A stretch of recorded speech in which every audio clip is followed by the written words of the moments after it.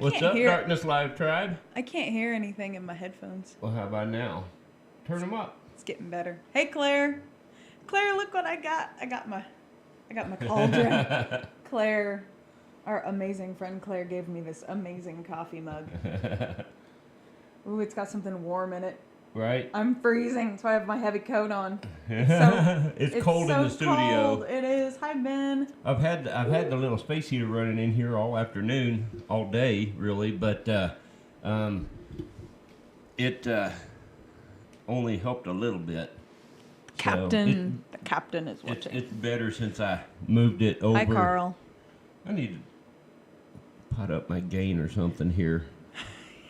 Claire loves keeping my butt warm. Keeping yo butt warm. Yes. Oh, indeed. man. Indeed. Oh, so what's up?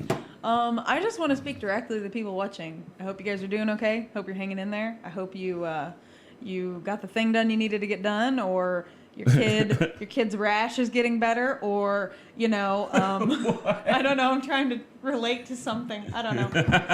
Or you went to that appointment that you didn't want to go to, or you called that attorney you needed to, or whatever you needed to do. Is that better? Maybe. Something. So, what about you? You got something to say? Next week is episode number 50. Holy crap! Really? Yeah, we gotta figure out what we're gonna do. We've been having fun. 50 nights. Yeah. Wow. Wow, Ben said, ever since Ann told them from Darkness Tower, ever since from last week, someone had a message for me. The activity in our house has increased.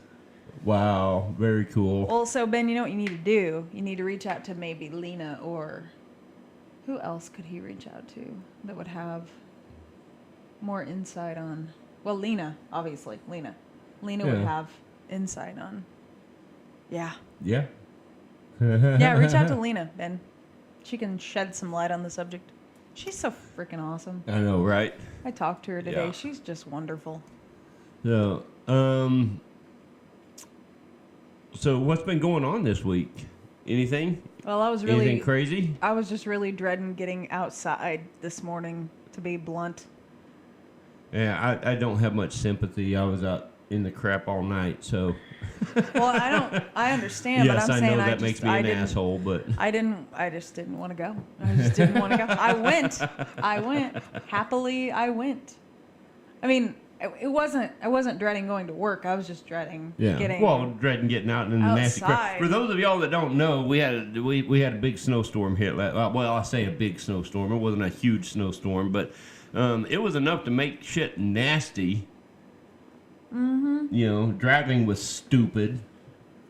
And then I had to get out. I got home this morning, and what was it, like 59 degrees in the house? Yeah, the heater quit working last night. So I had to get back out in my stupid little 2-wheel drive truck that doesn't handle worth a shit in the snow, and then go drive all over the neighboring town to track down the part that I needed for the furnace.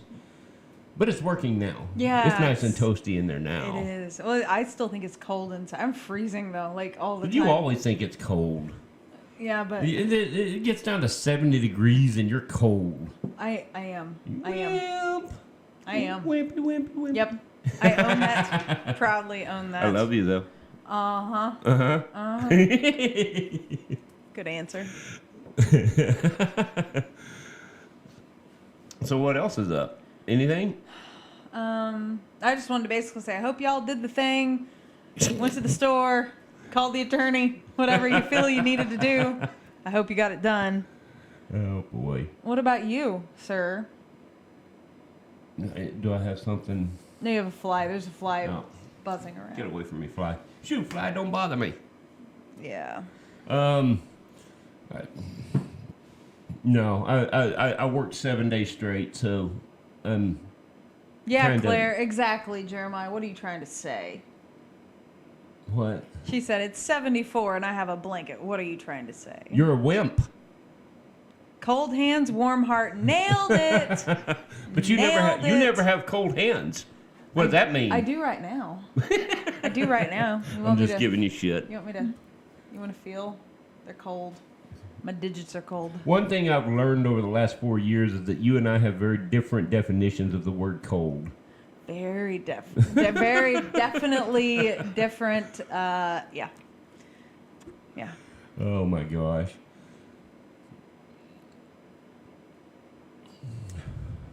Yeah. I usually do that kind of thing, Carl. Have the spare parts on hand, but we've only lived here for about 5 or 6 months, and so I guess about 7 or 8 months. Oh damn! Really? Yeah. So anyway. Yeah, I guess time is creeping along. So we have a really cool conversation in store tonight. I'm really excited about. It could be a little crazy.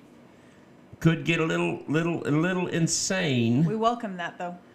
Yeah, but insanity's par for the course around here. So this is probably going to be one of those episodes I don't talk a lot either because he has a lot to say and I want to give him as ample opportunity to speak as like the entire time that we're on. So I'm just going to jump right into introductions here because I want to get him on here pretty quick. Our guest tonight is our good friend and author, paranormal researcher, Brandon Callahan. She said, crazy? You guys, nah. Oh, let me say, I got to interrupt you for a second. So one of my most prized moments is when like a coworker will message and be like, hey, I got a question for you. Uh-huh. But you know that they don't want like probably other people that we work with knowing they have like a metaphysical question. Yeah. But I'm obliged to answer the questions and keep the secret and keep it between us. Yep. All right. Well, back to what I was saying. Our guest tonight is our good friend and fellow paranormal researcher and author, Brandon Callahan. Brandon has been researching the paranormal for a very long time. You need to take a drink. Carl said you need to take a drink. Yes. That in fact, I think that one should get a whole beer, but I'm not doing that tonight. So. Why not? You just work 7 12-hour shifts. Well, that's why I'm not doing that tonight. I don't think my body could physically handle that tonight. Although I am already starting on my second one. So. Nothing wrong with that. Brandon has been in the paranormal field for a long time. Him and I met back in like 2010-ish, somewhere in there. And we've been good friends ever since. But he's just one of those people. His gears are always rolling and turning, and looking for something. One of the things I admire about him is that he will take on a project and he'll work on that project until it's finished. Like in his mind, completed. Yes. Yeah. But his mind is always turning, and gears are always turning, looking for the next project as well. And that sounds like you. He just is always he's very intelligent, and is just yeah. Well, let me just quit talking about him and let's just get him on the phone here. Please. Ring-a-ling-ling. I love my new coat, by the way. Well, technically, it's new to me, but somebody gave it to me. I love it when people give me stuff. Yo. Hey, what's up? Not a lot. How are you doing? So funny. Hi, Brandon. How are you? Funny story. This morning, I literally I had an excuse to use. Did you ever see the movie Office Space? Please tell me yes. Oh yeah. Okay. Oh yeah. So I literally got an excuse to use the meme. Sounds like somebody has a case of the Mondays. Oh man. I'll tell you what. I've been feeling it all day. Oh my God. I did. I completely forgot to turn in a paper that I'm supposed to turn in, and the lady messaged me. She's like, hey, where'd you put it? Because I always turn it in, and I was like, shit, I'm sorry. I forgot. I'll always own up to my mistakes, though. I have no issue doing that. Yeah. Yeah, you might as well. Yeah. And it was great because I got to use that amazing line from Office Space. Somebody's got a case of the Mondays. It's a good one. Hey, Yep, is the that's sound a all right classic. on your end, Brandon?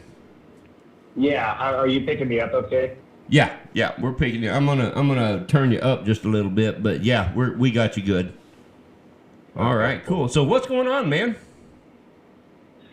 Oh, not a whole lot, really. I mean, just same old shit, and working and trying to get organized. Really, to be honest with you, I got. You know how I am. I usually have 10 things going on at once, and I'm trying to get organized so I can actually get something done. Right? I think Jeremiah knows that very well. Yeah, that sounds very familiar, man. Right, I know. It's like, oh, I'm going to write this, I'm going to write that, I'm going to film that, and then all of a sudden I'm not doing shit. I'm just thinking about doing it all. Right? Right, so anyway, yeah, we got moved, got settled. Nicole's never-ending list of projects, that I just leave that to her. Thank goodness. She doesn't rely on me for anything as far as decor or anything like that. Thank God. Oh, man. So if I'm told to be somewhere, that's where I'll be. Right. I get that. That sounds really familiar. Yeah. This sounds Right vaguely familiar. How are you guys doing? We're doing pretty good. It's just it's been kind of crazy. We've been busy as hell, and it just sounds like a lot like you guys. Of course, we've been busy with the show, trying to keep things going here, and also with work. And I just did seven night shifts in a row, which was interesting. Oh, So, that's terrible. but Brandon, I don't know how he does it because he can come home and sleep for 3 or 4 hours and be fine. And I'm like, I don't know how you do that. fine may be a stretch, but Well, functioning. functional anyway. Functioning, yeah. Yeah, that's the exact word I was going to use. I just try to be functional on days like that. Yes. So, yeah, I back in the day when Jeremiah and I, started kind of linking up and everything, I could just be raring to go, get 3 or 4 hours of sleep, and then just be ready for another 20-hour day. Oh man, not the case anymore. Brandon, how old are you? What? Hey. How old am I? How old do I feel? This is a loaded question. So what year were you born? Oh man, I'm 41. You're 41. Okay. I honestly didn't know. Going on 67. Okay. Hey. Whatever. I feel like I'm going on 23. So Yeah. I There wish you go. I was It's- joking about that, but I'm actually not. It's okay, Brandon. If when she makes smart ass remarks like that, sometimes you just have to ignore it. But I think but she likes to Brandon- rub it in our faces.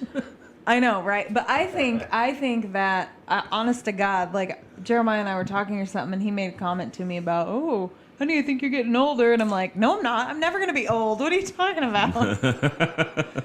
But it's a perpetual thing. Yeah. Well, you're only as old as you feel, they say. Yeah, And exactly. You're talking to a guy that's had 3 hip surgeries. Holy so it's like, today I feel 70. How about that? Yeah. So what's your zodiac? Somebody wants to know what your zodiac is. I won't ask your specific birthday, but I'll just ask what's your sign. Sun sign. Didn't they recently rearrange all that? I saw something. I'm denying weird, it. they changed it. I don't give a shit. I'm denying it. I stick to the old chart. That's what I'm saying. So, I guess depending on what version, I thought I was a Capricorn. Oh, okay. That makes sense. That makes sense. That makes sense. Does Okay. it? It's something that I haven't. It's always curious to me, but I never really dove, real deep into that stuff. So, yeah, you guys tell me. I don't know if it fits or not. Mm-hmm. Well, I could totally do your birth chart. Well, part of your birth chart for you. I can't do the whole thing, but I could do your big 3, as we call it. your moon, your sun, and your rising, and your Venus. And I can tell you what's in Uranus. Oh my God. I knew it had to go there eventually. Couldn't help myself. Couldn't help myself. Oh man. Oh. So Okay, you ready to take the red pill, Jeremiah? I'm ready. Tell Both? us what you got, Brandon. What's on your mind, man? So I want to preface. Am I allowed to preface? Yes. You're allowed to do anything you want to do. Okay. Well, so I guess the topic of tonight's discussion tends to get me just a little bit fired up. Good. And so, well, like I said, earmuffs for the kids. I want to make it listenable, but some of this stuff really does emotionally get me going because, a lot of things that I experienced when I was younger led me to the mindset that I pretty much carry now, right? And so that mindset goes very much against the grain of, I guess, what just your average person might, think they know, have been told, whatever the case might be. So I will surely come across as some level of lunatic throughout this conversation. And I've come to peace with that. I'm good with that because I can only see shit from my perspective. And I have never tried to judge anybody or assume anybody's other perspective because who the hell am I to tell them, no, you should believe this because of this? Well, that's not, I go by life experience. And I respect the fact that everybody has different life experience. Right. So that's kind of my preface because I think what we're going to probably dive into is the world and realm of conspiracy that lately feels like it's becoming a whole lot less conspiracy than it is reality, a visual reality. Right. It's always been reality, but I think we're kind of seeing a little bit of a shift in how the media is portrayed and how the media is trusted or lack thereof. And really, I want to talk about also the power of people, like the power of getting off your ass and thinking critically and not allowing someone to just feed you information and just eat all of it up. You know what I mean? Without doing a little bit of your own research. Right. Yes. Is that making sense? Yeah. Yes, it makes perfect sense. That's, of course, I think you knew this about me, but I tried, and Steph too. We both try to, live a lot by the same type of philosophy. We're right. Never. It's because there's so much of life that is. Okay, so back up a step here. There's so much of life that is. It's reality. It's black and white, but even the black and white parts of life are skewed by perception. Mm-hmm. And so you never know what another person's perspective. Like you said, you never know what another person's perspective or perception is going to be.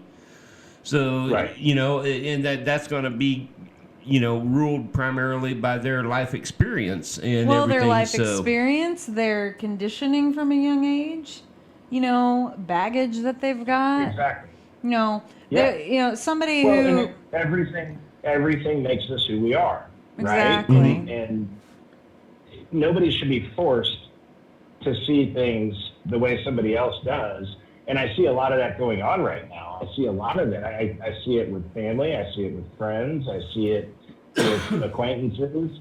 We're living in this world where if you don't 100% abide by, agree with, and subscribe to the way I think, then somehow you and I have to be mortal enemies. Right. And that is just a travesty. That is a joke. I mean, I'm so fed up with the weak-mindedness that is. Matter of fact, that's the antithesis of what you and I try to do, Jeremiah. When we go out there looking for answers, if we go out there and we start, judging people on what religion they are or what their beliefs are, how counterproductive and absurd is that when we're actually trying to learn something and find out something new? But right now, it's this total division, and completely by design, mind you. And if you haven't caught on to that by now, maybe this podcast, this episode of this podcast ain't going to be for you, because if you haven't caught on to the fact that every last fucking thing that you've been seeing going on this entire year has been completely by design, I don't know what to tell you. Right. It just couldn't be more obvious. Right. Before you dive too much in, I got to add one quick thing. Jeremiah and I were talking the other evening, Brandon, and I think that you exhibit this as well, and it's actually a really comforting thing to have, or know somebody who has. So, like, Jeremiah and myself and you, I would venture to guess that people feel really, really comfortable talking to you about very personal things. And I know that Jeremiah hears a lot from people, probably more than he wants to, about, it's because we are the type of people that we don't give off a judgmental, somebody can come to us free and clear of knowing we're not going to judge them. You know what I'm saying? Right. And I just thank you for being one of those people, because there's not enough of us out there. Right. I do agree with you. And I think that's why the three of us have always had a pretty strong connection, because you can pick that up. It's very easy to pick that up. Some people are just unapproachable. And, through my day-to-day job, I have to be approachable. Me too. I'm trying to help people. It's what I do. And so, and again, when I'm working in the field with clients, and, we've all run into some pretty outrageous stories and things of that nature, but they're always very comfortable very quickly talking to us. And I think it's really important. And again, if I start to come across as, irritable or maybe even hostile when it comes to some of this stuff we're going to talk about, it's not to be combative. It's really not. And I want to just shoot it straight. And frankly, you'll get feedback, I'm sure. And whether it all is in alignment with some of the things I say, honestly, I'm not very concerned about that, because again, people can believe what they want to believe. Right. What I'm here to do is maybe provide some information, maybe provide a little bit of my research techniques and a little bit of background from where I'm coming, because I think it's important that, you're not just having some lunatic off the street that's on this show that's going to start talking about some absolutely insane, ludicrous things, because I have sources. I have my research. I'm a good researcher. I will brag about that. If I find something I want to dive into, I dive into it, and I can find information if it's out there. Matter of fact, I was trained to do that many years ago. Right. So you have one thing I will vouch for, and not just what's up, Jared. Jared's watching. So one thing that hey. that I will, and it's not just the only thing, don't get me wrong, but one thing that I have noticed and learned very well about you is you have an integrity about you. Of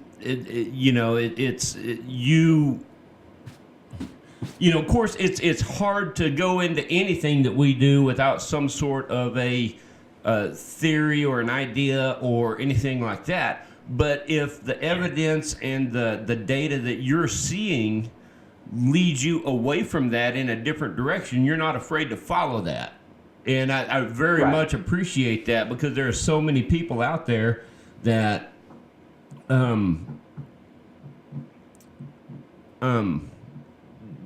do that. They try to make the evidence fit their idea instead of following the evidence and maybe adjusting their idea to fit it.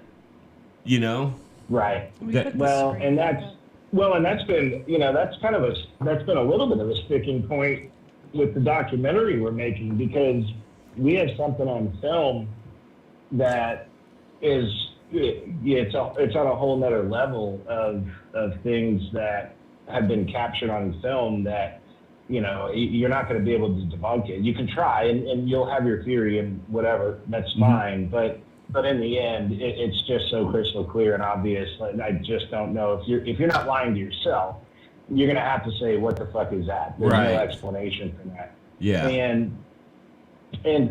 But at the same time, I don't want that released until this project is done properly, done thoroughly. And I don't want to just pitch it in there and say, hey, there's this badass piece of evidence, and then we just piss away the story. You know what I'm saying? Right. So I'm a little bit more nitpicky than that. And believe me, I wanted to put that shit out the day after. I mean, the second we found it, I was like, oh my God. But in the end, it's like, I need that piece of evidence. I need that story to hold its integrity. Because that is, to me, when it comes down to it, now and in the future, I'm going to be writing books and I'd like to make documentaries. And if people want to question my integrity, that's fine.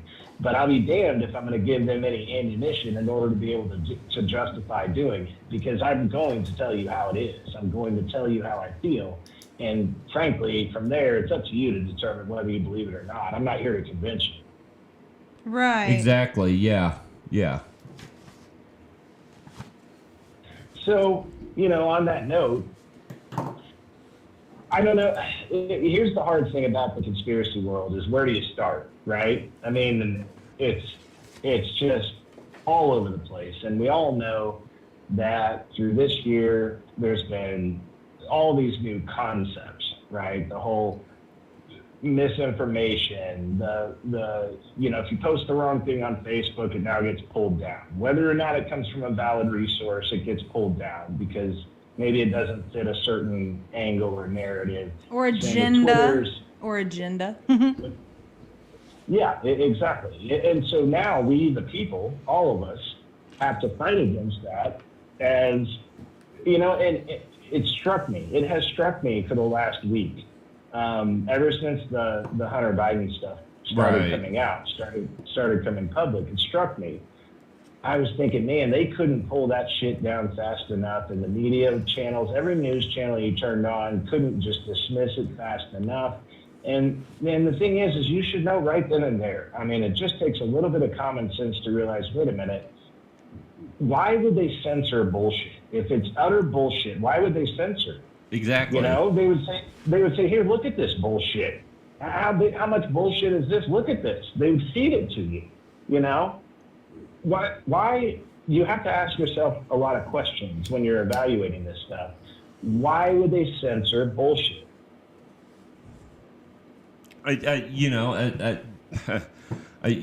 Honestly, yeah, I understand it. Why would they? Because if it really is just bullshit, it's eventually gonna bite someone in the ass. Well, they sure the hell didn't censor our president when all the stuff was going on with him. They didn't censor any of it. And they are censoring him, but no, if it's going to be any sort of a knock on him, no, they promote it from the rooftops. And look, I don't want it to all turn political, but I will say this: we will talk about Operation Mockingbird. I don't know if either of you are familiar with that, but we will most definitely touch on it. Are you guys at all familiar with that? It's a CIA project. I've heard of it, but I've never really looked into it. So, yeah, that's fair. It's a pretty in-depth, deep-seated thing that frankly was started, and it's on the books. It's official. And what it was a CIA operation. And again, some of this stuff I will hesitate a little bit before I dive in, just because of my background. But Operation Mockingbird is a now been declassified, actual CIA operation, where what they did is they put people from the CIA into the media and into Hollywood in order to start building relationships and building a narrative for public consumption. Because if you think about it, if you just plant little seeds here and there over a long course of time, before you know it, you're powerful enough because you have the actual information you're powerful enough with high enough resources to control the general narrative of the thinking public. Are you with me Right. so far? Yes. Yes, Okay. absolutely. I mean, that's what's been going on. That's exactly right. Well, we are decades into Operation Mockingbird. Now the CIA did come out publicly. I believe it was back in the 80s, and they acknowledged Operation Mockingbird as a real thing.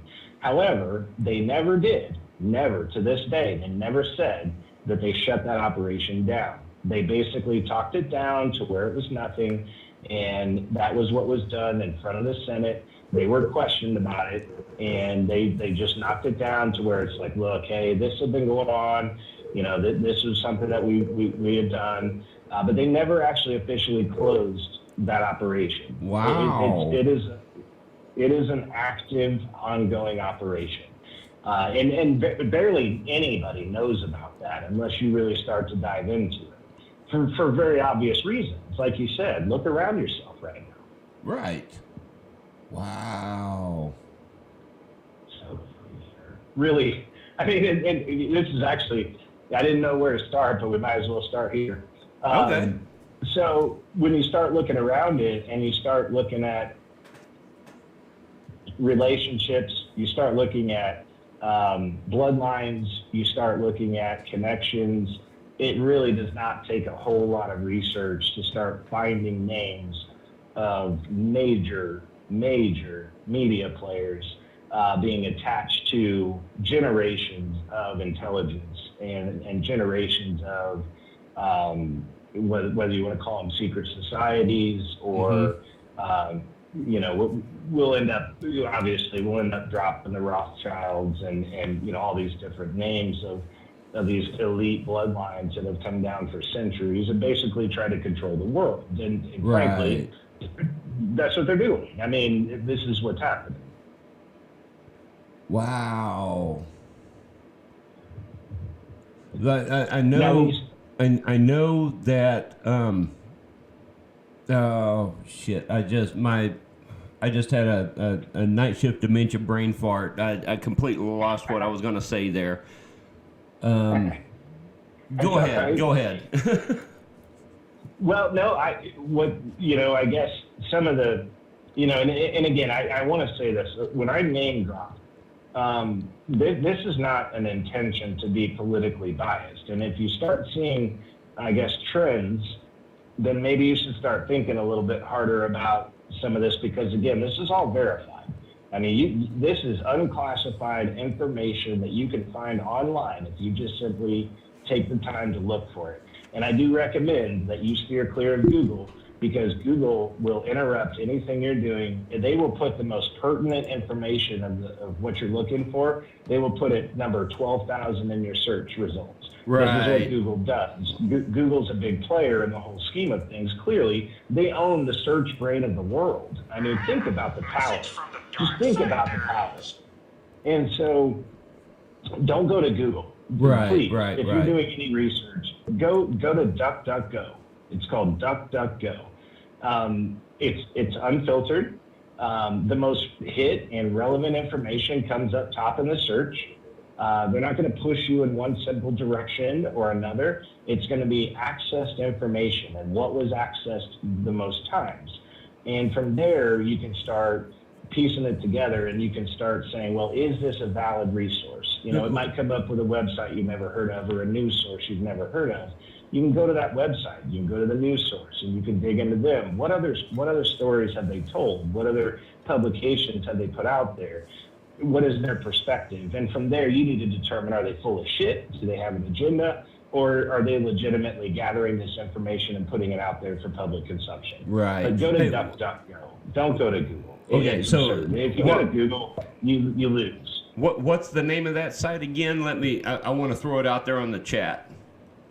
It's just called DuckDuckGo. So like duck, duck, goose, except instead of goose, it's go? Yeah, that's exactly right. DuckDuckGo. and that should be everybody's search engine. You should forego the use of Google if you want to look for actual information. You should forego Google. Now, if you need a quick Wikipedia search or whatever, sure, fire Google up. They'll love you for it. But you'll also get their political spin. The top 5 results are going to result in what they want you to see. And again, this is verified. I mean, I don't know if you all see the Project Veritas clips and things of that nature that they put out, but Google is a crazy player when it comes to world manipulation. I mean, that's what they are. They are. Yeah, they are. And that steers people in a direction they want them to go. They are also now under federal indictment, if I'm not mistaken. Thank God, finally. But my point is, if you're looking into this stuff, by all means, everybody get your notepads. DuckDuckGo. Use that for your source. Period. I'm actually putting the DuckDuckGo homepage up on the screen right now. Perfect. Because again, if you're going to take the time and you're going to put in the effort, because this is what I ask of people: put in the time, put in the effort, find your own information. It is out there. You wouldn't even believe what kind of information is out there that is fully verified. I mean, you're talking about unclassified or declassified Central Intelligence Agency information, FBI information, you name it. It's out there. It's just people don't know. People haven't been educated as to how to find it. That's kind of part of why I wanted to do this, because I'd like to drop a little bit of education on people that really want to start digging and knowing, because frankly, 90+% of what you're getting when you turn on, whether it's, I'd be honest with you, whether it's Fox News, CNN, MSNBC, C-SPAN, whatever, you are getting fed what they need you to see, what they need you to hear. And they are under really very loose guideline. Who do they answer to? You know what I mean? You know who they answer to? They answer to the CIA. They answer to politicians. This is, you follow the money. Another thing, jot that down in your notebook. Follow the money. Man. Again, that's all public. AC/DC had it right. Money talks. Yeah, right. You're damn straight it does. And here's the deal. You know, public holdings, you know, we all know at this point, or at least should know, that George Soros is a big player in any number of things as far as political manipulation, vote manipulation, people manipulation. This is what George Soros does. Well, he literally was a Nazi. There is a growing list of countries that he's completely banned from because of his political manipulations. Right. He's brought down entire governments. Oh, Venezuela. You name it, Cuba. I mean, the guy's been in everything. This is what he does. He installs socialist, communist ideals, and he sells it. And the thing is, you can also go on DuckDuckGo. If you want to see what kind of stock George Soros owns, that's public information. You can see what he owns. You know what's funny? What? He had owned, listen to this shit. He actually had shares and shares and shares, and you're going to have to forgive me because I just don't have it right off the top of my head. He had a whole bunch of investment in Las Vegas for a long, long time. Now, the shooting in Las Vegas about a year and a half ago, that was at MGM Grand, right? Right. Am I right? Okay. Well, so he sold short. He had never owned MGM Grand stock up until about 3 months prior to that shooting. And he sold short every last drop of stock he had 3 days prior to that shooting. And what the I mean, look, again, this is public information. You can see what he has invested in, and all you have to do is start looking into the companies, and before you know it, you're like, holy shit, they make vaccinations. Holy shit, there was a mass murder there. Holy shit. And next thing you know, you're sitting there saying, holy shit, over and over, like, who is this guy? He's not a public figure for a damn good reason. You know, you start putting the pieces together to the puzzle. He's not in the public eye, but he's very much a public figure. So for somebody who's never heard of this person, who is he? Like, I've never heard of him. Who is he? Well, he is originally, he was a Nazi. He was. Oh, you weren't joking. No, World He War was- II. He was a high up ranking Nazi. I mean, He the was- guy. he- He's been he- on record. Yeah, unless I'm mistaken, didn't he grow up in Hitler's youth? Absolutely. And so he was completely bought in and sold. And I mean, this was his gig. Oh my He God. supported and pushed and wanted the communist order to take over. And over the years, like Jeremiah said, he's had his hands, you see in all these countries that have just slowly, one after the other, just crumbled and fell. If you look back, he was involved in each and every single one of them. And Jeremiah's right. He is wanted in many, many countries across the world for crimes against humanity. And there's for some a- reason, all for some reason, he's got some kind of safe haven here in the United States. Even though he's on video record, again, you can find this, saying that it is his life goal to bring down the government of the United States of America. That is his life's passion and goal. He is on record saying that. Yeah. Well, damn, if he was one of Hitler's youth, he's got to be getting close to expiring, I would think.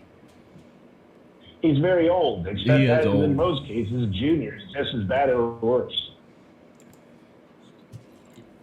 Man. Yeah, and I know. Someone's going to inherit it. He's one of the 10 richest people in the world. He, if you look and track any of this stuff down, then I'll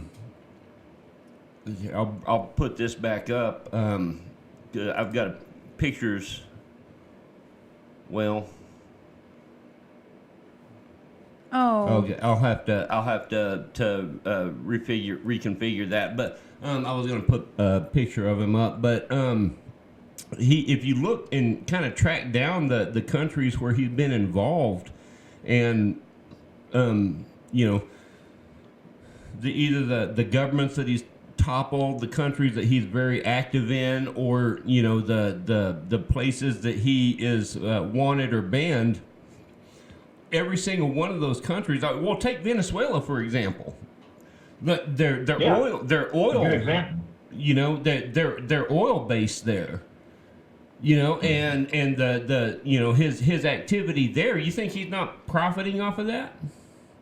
Right. I guarantee that's going to fund some of his other activities. Yeah, I mean, this guy, I'm not exaggerating when I say you want to talk about enemies. I mean, this guy pretty much heads the list. I mean, he is a legitimate power that controls way more than people recognize or want to recognize. And did you see it? There was a few weeks ago where I can't remember who it was, but there was one senator, I believe, that was being interviewed that actually name dropped him, and basically the newscasters cut him off mid-sentence and got pissed. And we're like, why would you bring his name into this? I mean, this was on live news. And it's like, look, anybody that has done any research into any of this knows you have to talk about this guy. You have to, or you're not getting anywhere. And I mean, this just shows you how deeply rooted the media is in all of it. When, I mean, they won't even allow the guy's name to be said on air. They basically cut the dude off. I mean, it was just like, are you kidding me? Again, how obvious do you have to be? I mean, you have to have these public discussions, and certain things are not allowed to be discussed publicly right now. And that's a very serious problem. Right. Wow. So when it comes to, a guy like that, we're always, again, we're going to go back to these bloodlines that have come down centuries after centuries. Most of them tie back to either Freemasons, Jesuits, and I'm Catholic, by the way, so I know a thing or two about the Jesuits. I went to a Jesuit high school. We'll go back to basically all these secret societies. When we're talking about George Bush, we're talking, I mean, these families, you have to remember, they have a public label of Democrat or they have a public label of Republican. Here's the problem. That's the public perception that they need and want and have built into our brains. Now, when you really look into it, and again, you start looking at where these people come from and the ties that they have, America to them is just it's a tool. It's a tool to manipulate public conscience, and it's a tool to fund war. Think about it. What makes more money out of anything in the world? The two biggest things that make money in this world is war and trafficking of children. These are the two biggest industries in the entire world. I mean, again, money-wise, just think about it. Think about the scope. There were 800,000 plus kids that went missing in the United States just in 2019. Holy 800,000. Can you imagine? And you would think that the media might want to report on this. You would think that the media might want to talk about this from time to time, right? I mean, wouldn't you? You would hope so. You would think so. Yeah, you'd think that's a pretty important news story. Like, what is going on? Where are all these kids going? What is happening right now? But when it's built in as a taboo subject, people will be trained and programmed to ignore it. And when someone like me brings it up, they're going to call me a conspiracy theory lunatic, which, again, do what you got to do. But, there are some of us out there that have these numbers and that know where to find them. And in the end, these are facts. I mean, if you want to dispute that war is some kind of, I guess, necessity, all you have to do, matter of fact, what you should do, I'm going to give you guys a little viewing pleasure too, because there are some recommended watches that I want to drop on you. You all should go, and these are going to be hard to find because, again, YouTube's part of the game. YouTube won't let you just outwardly find this shit, so you may have to dig a little bit. And sometimes you'll open the link up, and it'll say that it's had 1,000 views. That's why it's so hard to find. Fact of the matter is there's been millions of views, but they adjust that, they bury that shit. So what I want you to do, Jeremiah, pass it along. There's a documentary called From JFK to 9/11. Okay. A rich man's trick. A rich man's Trick. trick. Trick. Okay. Now, what that's going to do is that's going to kind of build a little bit of a baseline on some of the stuff we're touching on right now, because what it does, it's going to outline, of course, obviously, it dives into the JFK assassination. And while that stuff hasn't been made public, I do feel like a lot of folks have had enough information and access to information over these last several decades that have led them to pretty solid conclusions. And in the end, when you get down to JFK and the assassination, George Bush Sr. was all over it. I mean, he didn't pull the trigger, I don't think necessarily, but he was all over it. I mean, his fingerprints are everywhere on all that shit. He was in the CIA, mind you. And then we come back all the way up to 9/11. Who was in the office in 9/11? His boy, right? Right. Okay, well, when you start digging deep and you start seeing where the Bushes come from, like with their lineage, you'll realize they're part of Skull and Bones. You know, these are people that are at a world level, an elite set of power people. And so, of course, they have the ability to have one after the other take the presidency of the United States. It's the most powerful office in the world, right? Yeah. And when the media has your back and spins the narrative that gets you elected, here we go. Now we're all shaking hands, right? Right. So this is just an example of how you'll start finding a lot of this shit works. Is behind closed doors, I mean, who knows? Well, I think we are starting to know what the overall game plan is. The overall game plan and goal is the New World Order, to where there's one world government, one world currency, one religion. People cannot think for themselves. People are going to have tracking devices implanted on them. Social media, which can be a problem if you're posting shit about about certain things on social media, guess who's getting flagged, and guess who might have UN troops knocking on the door pretty soon. Concentration camps that have been pre-built all over the country. This happened back in the Obama administration. It all does start to tie together. And I know I'm dropping just motherload on you, but this is all real and it's all findable. It's searchable. And, whether you think it's going to happen, whether I think it's going to happen, I don't know. I think we're fighting against it. But I do think there's at a point where if we don't all fight against it, we're pretty well fucked. Right. That's assuming you want to be able to think and live and raise your children and let them think and live and have a happy life without being 100% controlled by these powerful entities. Exactly. Yeah. Oh, yeah. Wow. Wow. So, going back to the Bushes, I know, and this may lead into another part of your rabbit hole. I don't know if you were going to talk about this or not, but going back to the Bushes, I knew that they were they have a long history in the Skull and Bones.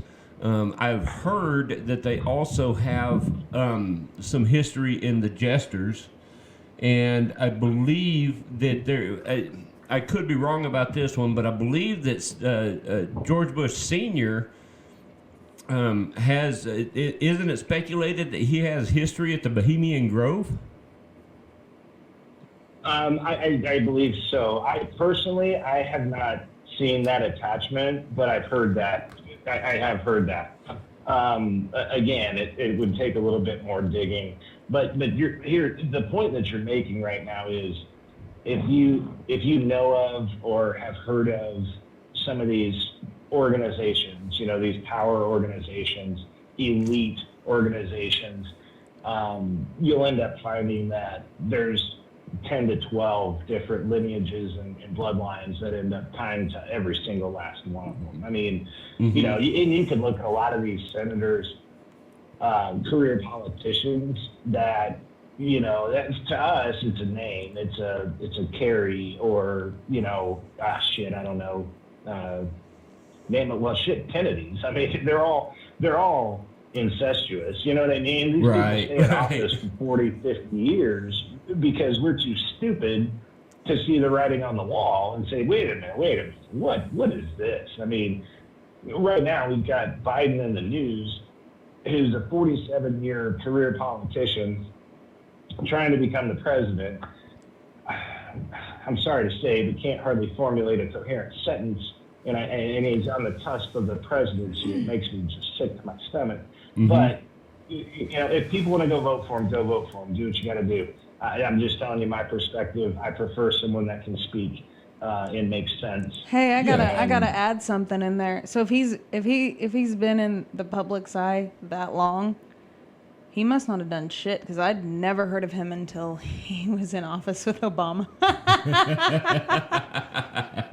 Well, that's the thing. If you really dive into his record, it's not complimentary to the type of person that he is, or the things that he has traditionally supported over 47 years. I mean, we've heard about the crime bill that had just this enormous negative impact on the black community.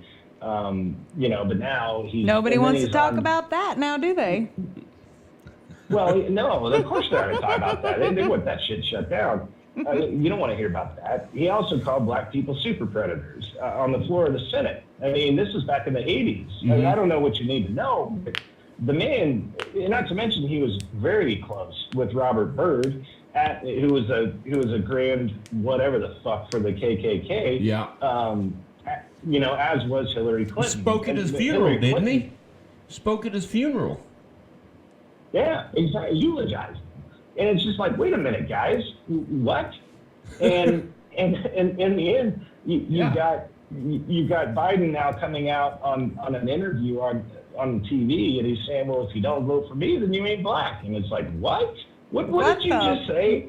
What? Or if The only reason I was able to stay quarantined is because there was a black lady putting food on the shelf. Or something like that. Are you serious? Yeah, it was disgusting No, stuff, man. This is all fact. I mean, this shit came out of the man's mouth. So anyway, like I said, I refuse to let us go straight politics. But it's so fun. I'm about worn out. I'm tired. I mean, I'm so tired. See, so somebody should, this might be borderline inappropriate to say, but somebody should come out with a clothing line of black T-shirts that have Joe Biden quotes on them. Oh my! There's a whole lot of memes out there. Ooh, now we're going. Here we go. Now I gotta turn. Right turn. All right. So, do you guys know? Back to conspiracies. Do you guys know what the concept of mimetic warfare is? No. I don't think. I don't think what so. What was it? It's called mimetic warfare. Ma or nah? Like meme. You know, you post a meme. It's got a picture, makes you laugh. Meme. Okay. Mimetic. Okay. It's basically like mental warfare, isn't it? Or like propaganda, basically. Like Facebook. That's right. That's right. The idea is to plant the seed, right? Making someone laugh about it, plant the seed. Let me give you an example. And again, a lot of times it's prophetic. It's incredible. You know, you start seeing these memes, you chuckle at them, and before you know it, you share them, and then your buddy shares them, and before you know it, they've been seen millions and millions and millions of times. And then there's a new meme that kind of builds off of the previous meme, and it gets shared tens of millions of times, and so on and so forth and everything else. Now, the best example I can use, because this is what I'm talking about right now, we have been in the middle of World War III for almost 4 years, over 4 years. World War III is real, and it's now, and it has been being fought and fought hard. Difference is everybody anticipated nuclear bombs. Well, guess what you got? You got memes, and these memes are like ammunition, because they will change your mind. They will bring your mind to something that somebody behind closed doors in a secret squirrel position says the public needs to think this. Let's create a meme. Right. And so they do, and then they disseminate it. And it's strategically disseminated. Does Epstein ring a bell? Yeah. Because, you find memes and graphics and stuff all over Facebook, Twitter, you name it, all, and it'll have some famous person pictured with a profound quote. But if you actually Google it, about 50% of the time, or I say Google, but if you actually research it, about 50% of the time, that person never said that.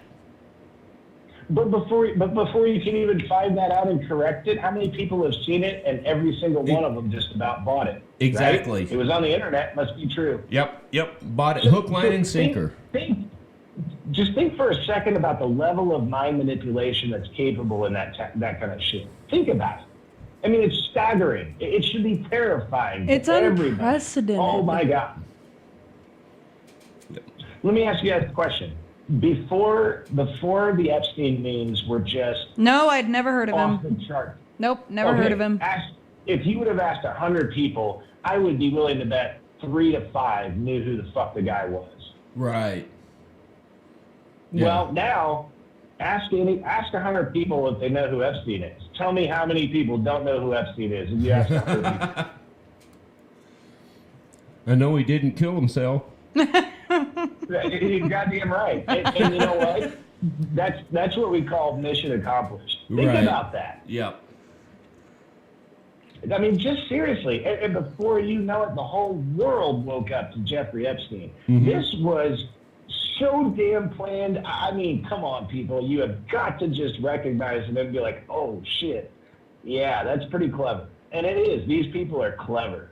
I mean, they know the game. There wouldn't be a Facebook or a Twitter or an Instagram or a TikTok if the powers that be didn't want there to be. Let's put it that way. Yeah. They knew exactly what this shit would do. They also know that this shit is designed to very easily divide people. Think about it. How many murders have we watched on Twitter this year? Just live murders on Twitter. Oh. A dozen? Yeah. On what? If not more? On Twitter. Oh, I've never. How many murders? Okay, well, I can guarantee you, if you go to Twitter right now, I've never and do been. a search for. Never been on Twitter, man. Well, don't. Never. Don't, because it's a cesspool. It's a disgusting cesspool of Yeah. humanity. You think Facebook's bad? And anybody, right? And Facebook's rated G compared to Twitter is. I put it this way: child porn readily available on Twitter. Seriously? Does not get censored. Yeah, I swear to God, yes, absolutely. There are pedophiles that run free and advertise on Twitter. There is murder on Twitter. You name it. The worst of the worst of humanity flows freely on Twitter. And New York Post's official Twitter page has been now locked out for almost 2 weeks since they broke the Biden story, because that apparently was something that people just shouldn't see. Right. Think about that shit. Oh, That's so fucked up, man. Yeah. But I'm not kidding. I mean, there's actually, I can text you, Stephanie. I can send you, there's an actual graph that there are certain handles or hashtags that you can search on Twitter that Twitter has never censored, and it leads you down a child trafficking, pedophilia, disgusting fucking rabbit hole that you will wish you had never gone down. And I'm telling you, these are free search engines. I mean, anybody can put in these hashtags and find some of the most heinous, disgusting, grotesque, but very real things. You hear about the dark web. Well, the dark web, anything that's available on the dark web somewhere or another is pretty much available on Twitter. It is a disgusting Wow. platform. It's horrible. Yeah. I gotta ask. So all these kids that, Carl up earlier in the chat, he made a really, really good point about what did he say? Something about the borders. It's harder to track kids or something. That's why so many people want open borders. It's harder to track children. So where are they all? I mean, if we would have, I tread lightly on this because I've got information. It's very difficult to talk about, obviously. And the thing is, I hate correlating this subject with conspiracy because fucking it is not a conspiracy. And I swear to God, if anybody out there thinks that trafficking is not, number one of the biggest industries in the world with some of the most powerful people in the world directly involved in running that shit, then you have done no research. And frankly, you are the nut job. Like you are the nut job that thinks that this shit isn't real. Like I said, it's an absolute fact. There were over 800,000 kids disappeared from the United States last year. Where do they go? I mean, what do they use them for?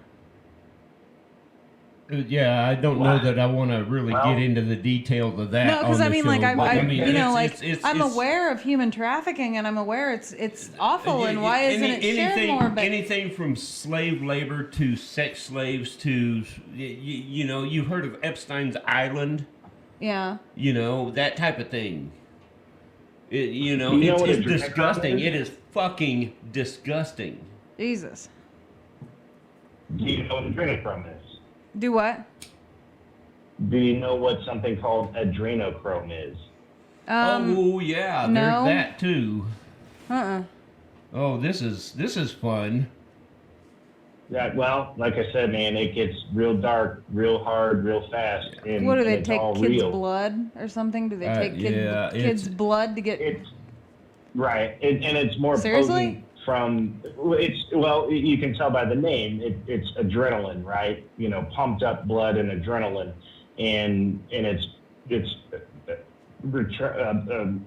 retracted from a child in a state of utter fear, chaos, and panic and terror, and it's transformed into what is known to the elites as the drug of this planet. I mean, there's nothing that gets you more fucked up. There's nothing that makes you see weirder shit. It's the mecca of drug use.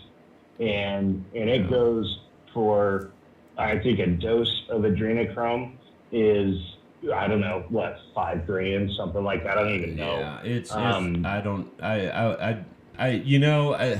I'll be honest, that whole subject, when I first came across that, I dug into that for just about 5 minutes, and that was way more than I needed to know or hear about it. It almost made me physically ill.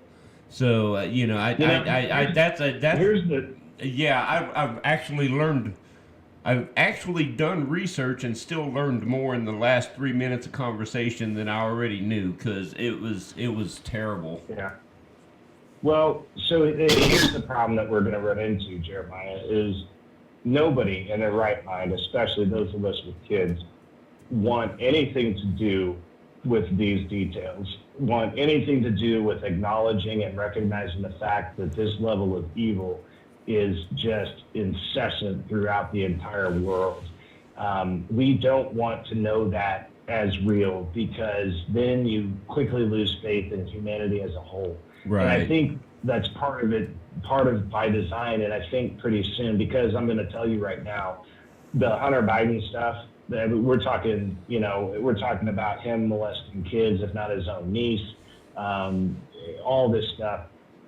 This is truly, it's tip of the iceberg. Some of the things that we're going to see, some of the biggest names of people throughout the world that we know, in some cases love, are so deeply involved in this shit that it truly is going to, I think it's going to literally put people in a mental situation where they are going to be hospitalized, if not stroke out right there. And that's why there's controlled release of information, and that's where we kind of start looking into a little bit of the QAnon theory, or the QAnon information as far as that dissemination, because there's going to be stuff coming out, I think, in the not too distant future that truly will make people just crumble. Yeah. Because how could you not? I mean, we're good people, we're normal people, and to imagine some of the shit that is real that these people do, and these are people that literally control our lives. They make laws, they make movies, they make, they make our minds feel what we feel and believe what we believe. And pretty soon we're going to find out that Oprah Winfrey is one of the largest slave traffickers in the history of humans. And she's looked at and revered by millions and millions of people. But it turns out she's an absolute fucking grotesque scumbag that has hurt, if not killed, countless innocent kids, and made arrangements for other kids. Like I said, she's a pimp. She's Oprah? a handler. Oprah? Yeah, absolutely, 100%. See, Wow. and I thought when I heard all that shit about Tom Hanks, I was like, there's no way. Like, no, not Forrest Gump. But that's the You thing. don't want to believe it. You No, don't want to believe you it. don't want to But believe every it. shred- It's But exactly. every shred of research and evidence goes right to Tom Hanks. It does. It goes to Oprah. It goes to Tom Hanks. And guess what, CNN guys? It goes to Anderson Cooper. I mean, this is so widespread and despicable. You don't even want to know. And again, I don't want to sound biased. So if we want to start talking about people on the right side, the Bush family, in and of itself, some of the most evil motherfuckers in the history of this planet. That's the whole thing about this, But when you start talking about stuff like this, people automatically go, "Oh, well, you're one of those crazy white right wingers or whatever." But it's not about that, because this infection, this disease goes. It spans the board. It goes all the way from the right to the left. As far as the east is from the west. That's the thing. You have to be able to think of it in terms of good versus evil. It's not right versus left, because I'm telling you, the right has just as much sick assholes that the left does. Now, you'll probably find that the more prominent names that come out are typically on the left, because frankly, the left, the progressive and liberal type money and mindset if you just, again, follow the money, they all tend to steer in that direction, right? Whether it's who owns the media, Hollywood. I mean, how many A-list Hollywood actors do you see out there stumping for Trump right now? Like, let's just be honest. I mean, absolutely. So, I mean, other than maybe a couple, but bottom line is, unfortunately, you will see a trend, and you will see a lot of Democrats. Not to say that people that vote Democrat are bad people. I don't believe that at all. I know many Democrats. I have voted Democrat myself. I actually have been a very middle of the road, convince me who I need to vote for type of guy my entire life. And so I'm not a hardcore Republican by any stretch of the imagination. Right. I think they both bring good points to the table. I also disagree with both sides too, to an extent. And so I used to be one of those guys that said, convince me and I'll vote for you. And now, anyway. I gotta ask before we switch topics. I gotta ask. So I feel like around the whole, and maybe I'm mistaken, like my memory's foggy or whatever with the time frame here, but was it just a random coincidence that the whole let's make pedophilia an okay thing, it's a sexual orientation? I feel like that was like a recent thing around the same time when the Epstein memes started coming out. It was after. Was it after? Yeah, but I mean, I think that's part of their agenda. Well, but remember, NAMBLA has been around for a long time. Yeah. And NAMBLA donates money. Why don't you all go to NAMBLA's website? Why don't you all go see where they're putting their money, and then come back to me? Because look, it's an organization that's real. There's a lot of members, and they have money. Do you know what they do donate? Do you know what NAMBLA is? North American Man-Boy Love Association. Wait, what? North American Man-Boy Love Association, NAMBLA. Like not Big Brothers and Big Sisters? Like something way different than that? No. Yeah, something way more sinister. What the fuck is wrong with people? That's right, and nobody knows about it. Nobody knows about it. What the fuck is wrong with people?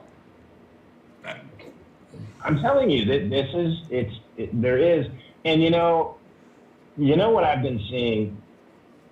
Well, I mean, obviously, I do use Twitter because I do feel like there's information, and again, I'm more of a researcher, so it puts me on the hunt sometimes. But when we see a lot of these recent videos, Jeremiah, you and I have talked about it. We know, look in someone's eyes, and you know when something's just off. Mm-hmm. Whether it's they are possessed, whether they are, I guess, oppressed. We can see this, and the pure emptiness of some of the eyes of the people that we see, whether it's from a lot of these riots or some of these people that are very vicious in their outspokenness against a certain political figure or figures. It feels to me like the devil, whatever that may be. I don't know what religion everybody subscribes to, but the embodiment and manifestation of pure, unadulterated evil is so prevalent right now that it is truly terrifying. Well, I have to agree 100%. Obviously, anyone that knows our individual backgrounds know that you and I have differences in spiritual beliefs.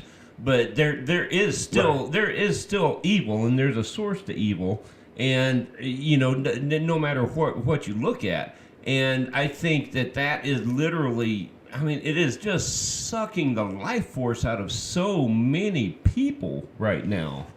Right.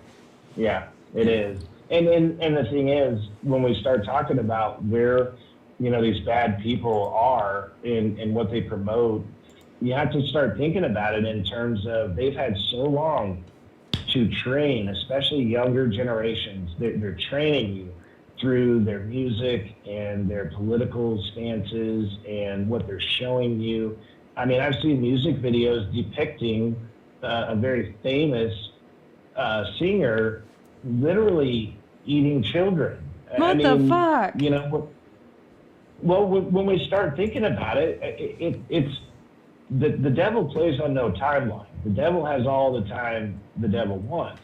But right now there's an opening, and it's like it's an overdrive. And people, I don't believe everybody out there writing is a bad person, but I do believe that they need some serious reevaluation of how they came to view the world the way that they do, because they're just off base. I mean, it's not this country is not an overwhelmingly systemic racist country. It's just not. Yeah. I mean, the facts are there, the numbers are there, and anybody trying to tell you that it is just part of the problem, because there were 9 unarmed black people that were shot and killed by a cop last year. 9.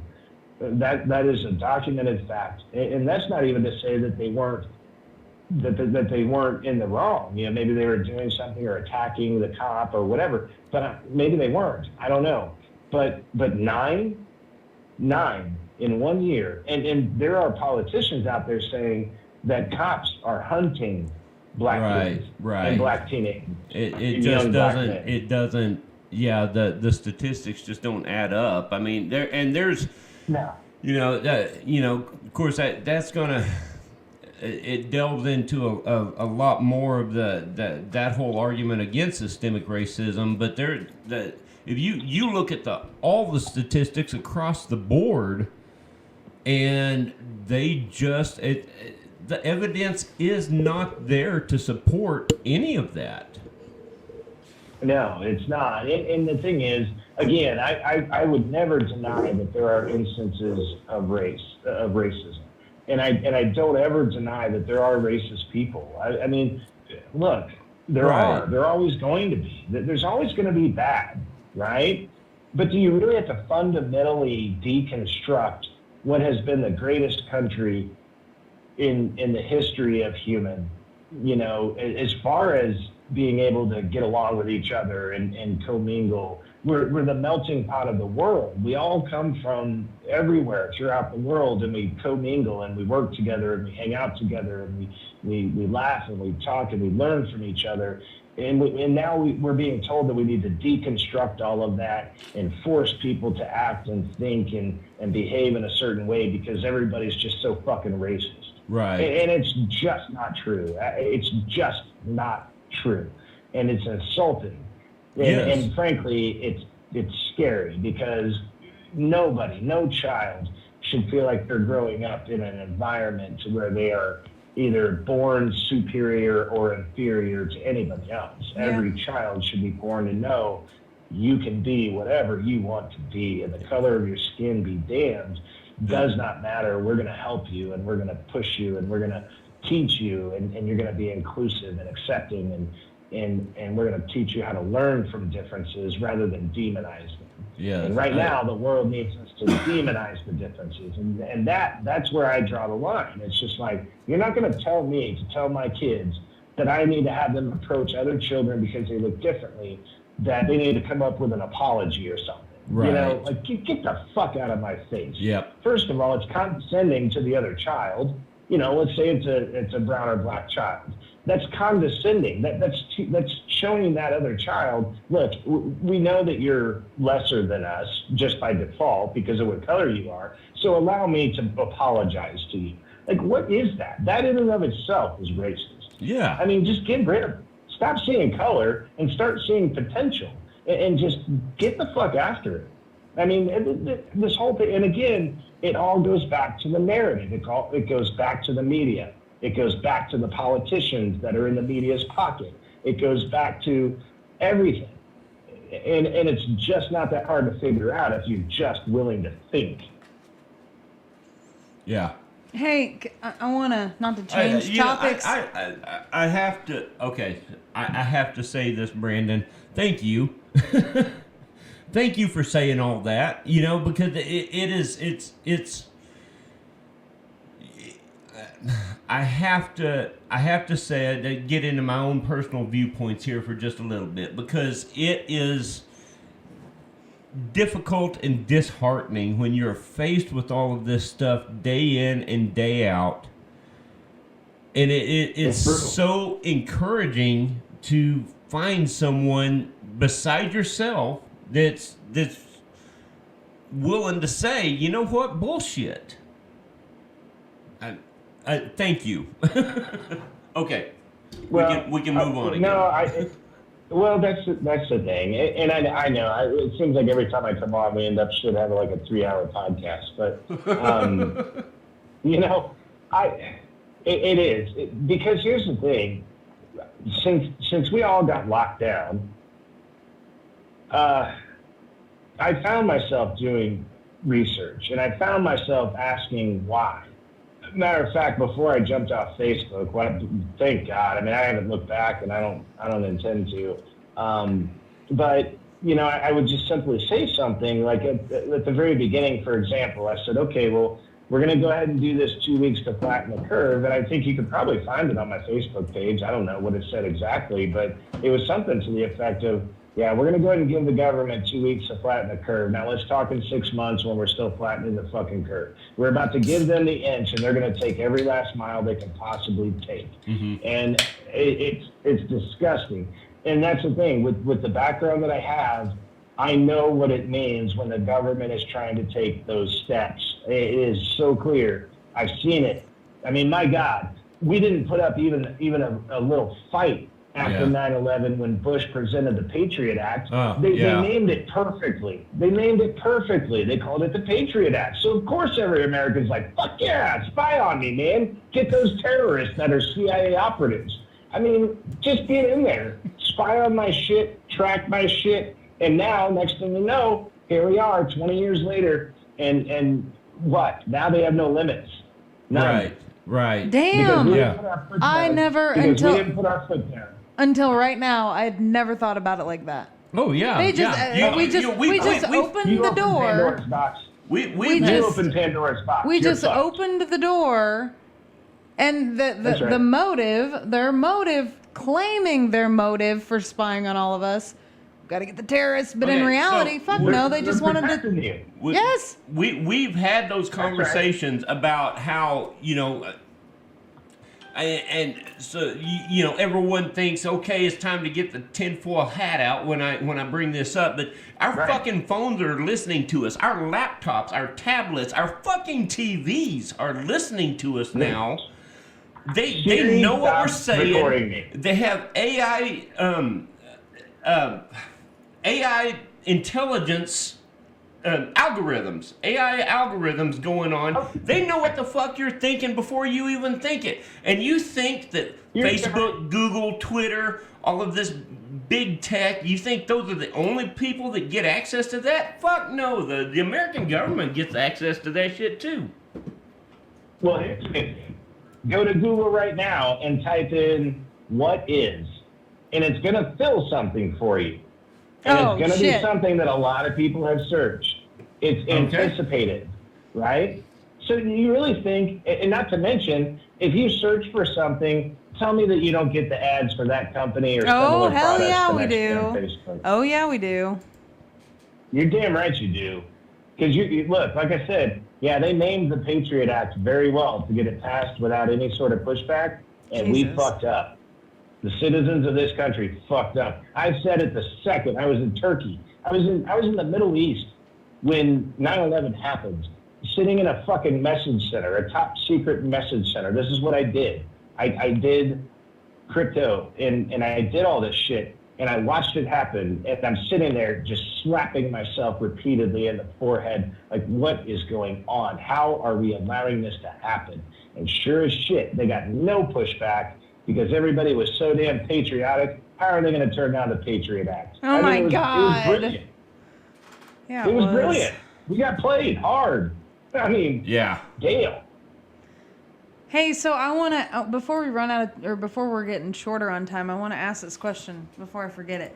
So, you know how everybody's talking about, like, oh, when things go back to normal, and, oh, you know, when we go back to, you know, before COVID hit, there is not going to be a normal is gone. Like, what we thought was normal is gone, and it's not coming back. And people who think that COVID is almost over are fucking nuts, because it's not going anywhere. It's not going anywhere. Masks are not going anywhere. We cured the flu. What? We cured the flu, though. Reports of the flu cases are down 98% from last year.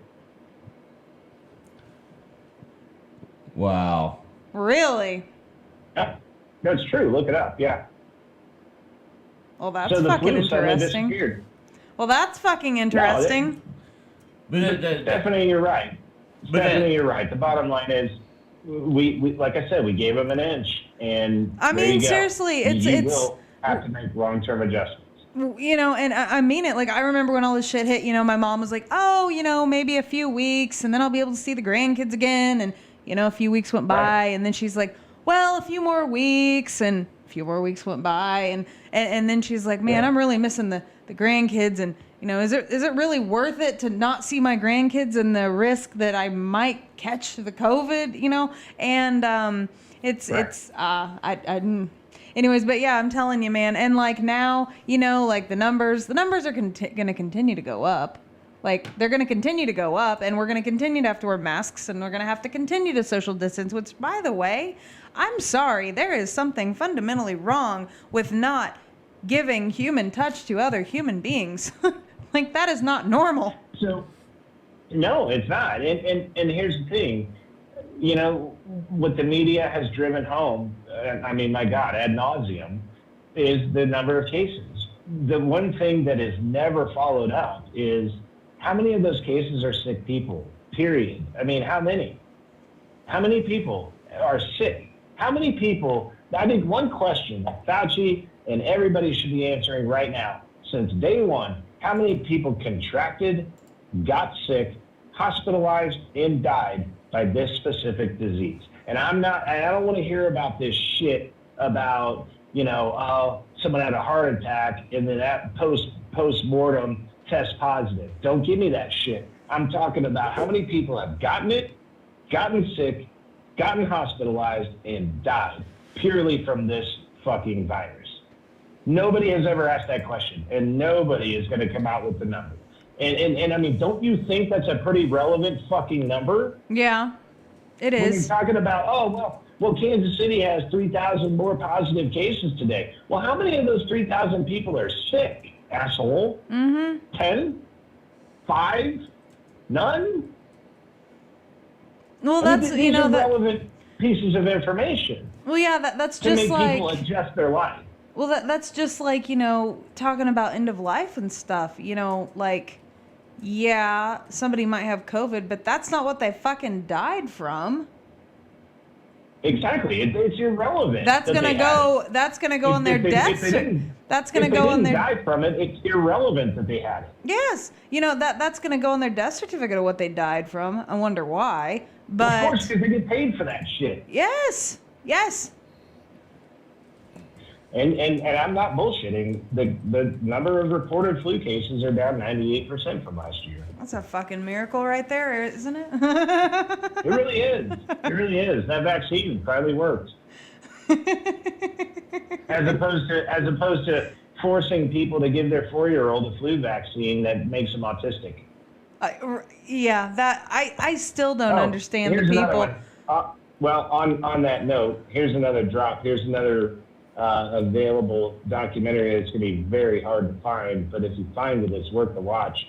It's called Vaxxed, VAXXED. Watch it.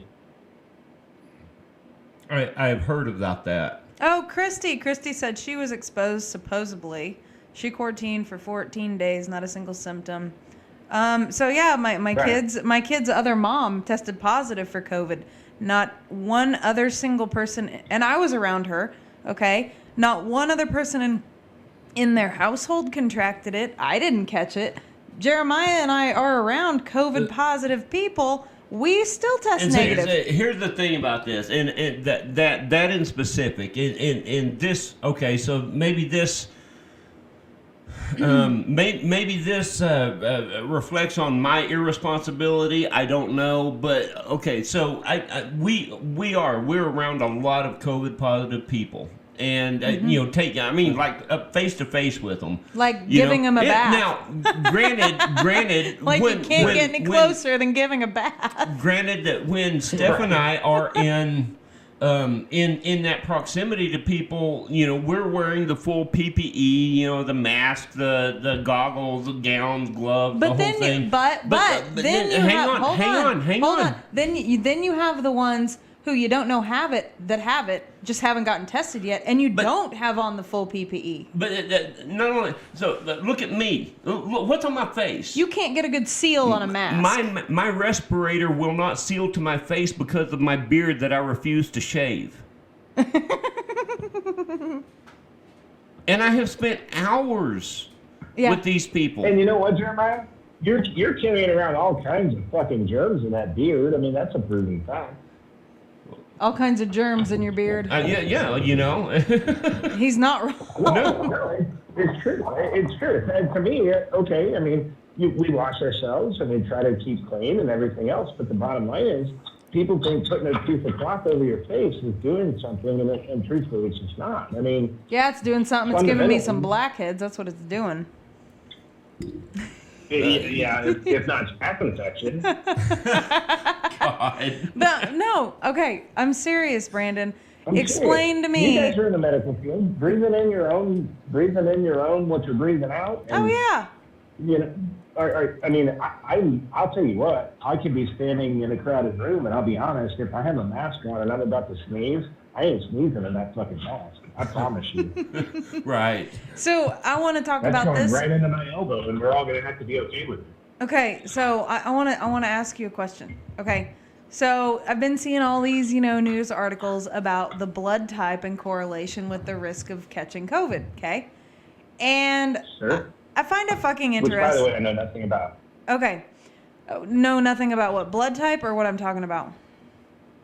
The correlation that you're talking about. I may have seen an article, but I so long ago stopped reading all the articles about COVID because it's just such shit. So, at first I saw an article, I didn't even open it because I was like, whatever. Well, then I just it's like maybe they're reading my mind too, because I kept thinking about it and I'm like, I wonder if there's something to that. Well, I don't know. I find it a little interesting that, so the articles are not saying that you can't catch COVID if you have O blood type. What they're saying is you're less likely, in all the cases and studies they've done, if you've got the O blood type, if you do catch it, it's not going to be as severe, and the percentages of people with O blood type are less that actually test positive than other blood types. I find that fucking interesting because O is the universal donor. What more of a perfect planned disease than to make people with the universal blood type less susceptible? Let's put it this way. If people are still on the bat theory, then sorry, you gotta go. No shit. Yeah, I mean, no, I mean it's very well documented. I mean, there's the lady that actually came from China, came from the lab that created it, is blowing the whistle on the fact that it is man-made. There's also, if you want to, again, follow the money, follow the pictures, Barack Obama visited that particular lab in Wuhan, so did Anthony Fauci, and the donations. There's a patent on a fucking coronavirus. There is a legitimate patent. Oh, and by the way, doesn't Bill Gates... When you start talking about... yeah, there you go. Bill Gates owns the coronavirus. Yeah. Why don't you guys go, and here you go, Jeremiah, here's another website everybody should go to, and then tell me you're not terrified. Go to ID2020.org. B as in boy or V as in violin? No, ID as in identification. ID 2020. Oh, ID. yeah. Shit. Oh, yeah. Oh. Yeah, you want to start talking about Gates and vaccinations and tracking, and go to ID2020.org, and that is a Bill Gates pet project, and good luck. I mean, you know what? I can guarantee you, if a certain someone wins this election, Bill Gates is going to have all kinds of medical power and vaccination power. Yeah, because he's a and tech fucking power. he's a fucking medical doctor, right? His hands are in pretty much all of this shit. Matter of fact, the son of a bitch last year held Event 201, which the simulation of that event was the release of a coronavirus on the world. I mean, the son of a bitch prognosticated it. Like, what the fuck? Come on, people. I mean, this is all public information. Look up Event 201. Look up ID2020.org. Look up Bill Gates donations to a Wuhan lab in China. I mean, Jesus. This is just not that difficult. I think mean, that somebody, not that hard. Somebody needs to call Mulder and Scully for this shit. It's crazy. You don't have to be Mulder and Scully. All you have to do is go to DuckDuckGo and start doing some looking. And next thing you know, yeah, you're not going to find it on Google. You won't.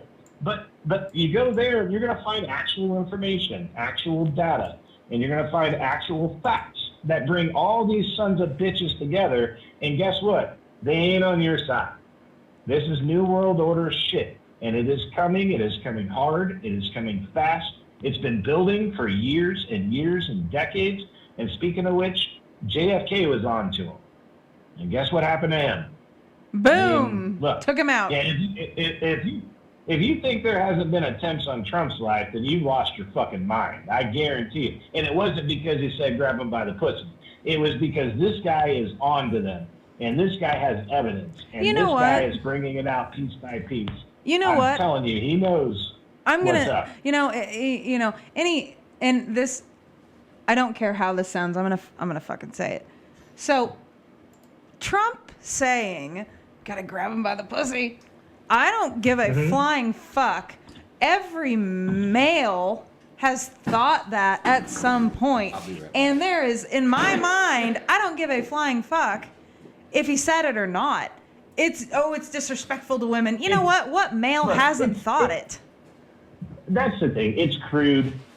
It's rude. It is. You know, a little bit. You know, it's condescending, and frankly, it's not something nice to say. But to cling to that for 4+ years and seeing what he has accomplished in that office in not even 4 years is asinine.